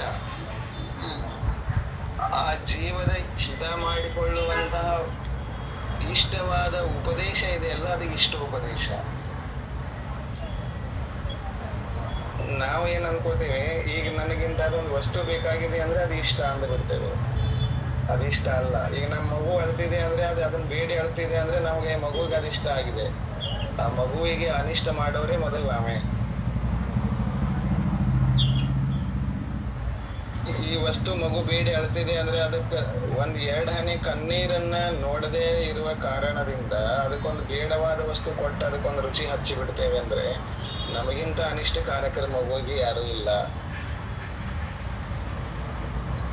ಮೊದಲು ನಮಗೂ ಗೊತ್ತಿರಬೇಕು ಇಷ್ಟ ಯಾವುದು ಅನಿಷ್ಟ ಯಾವುದು.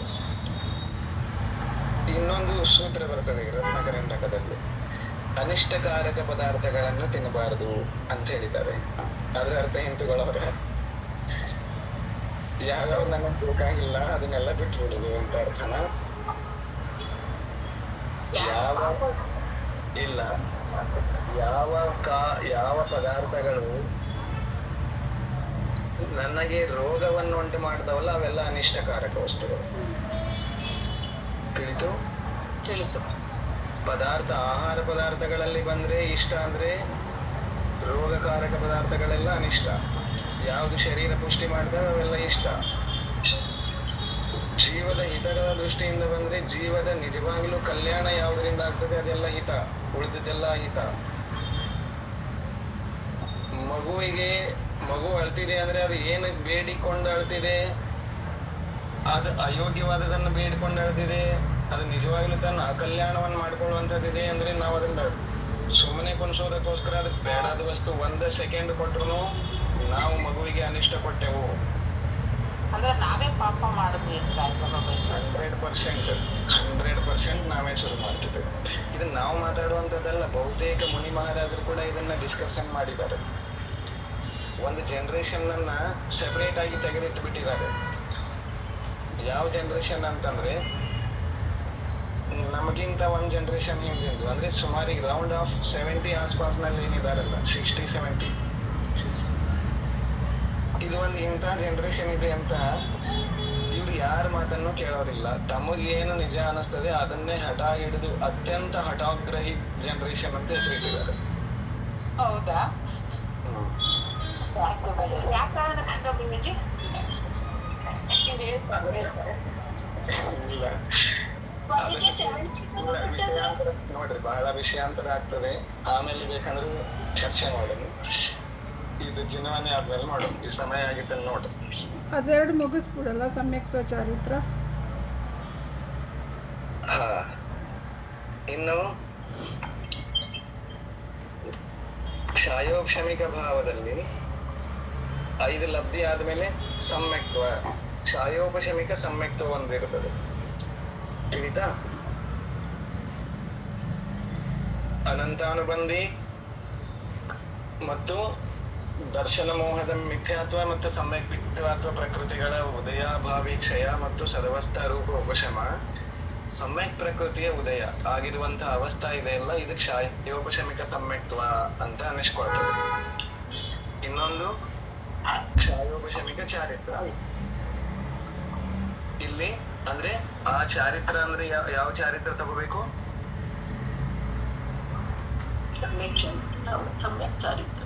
ಚಾರಿತ್ರ. ಮಹಾವ್ರತದ ಅಪೇಕ್ಷಾದಿಂದ ಅಲ್ಲಿ ಚಾರಿತ್ರ ಹೇಳಿದ್ದಾರೆ, ಆಯ್ತಾ?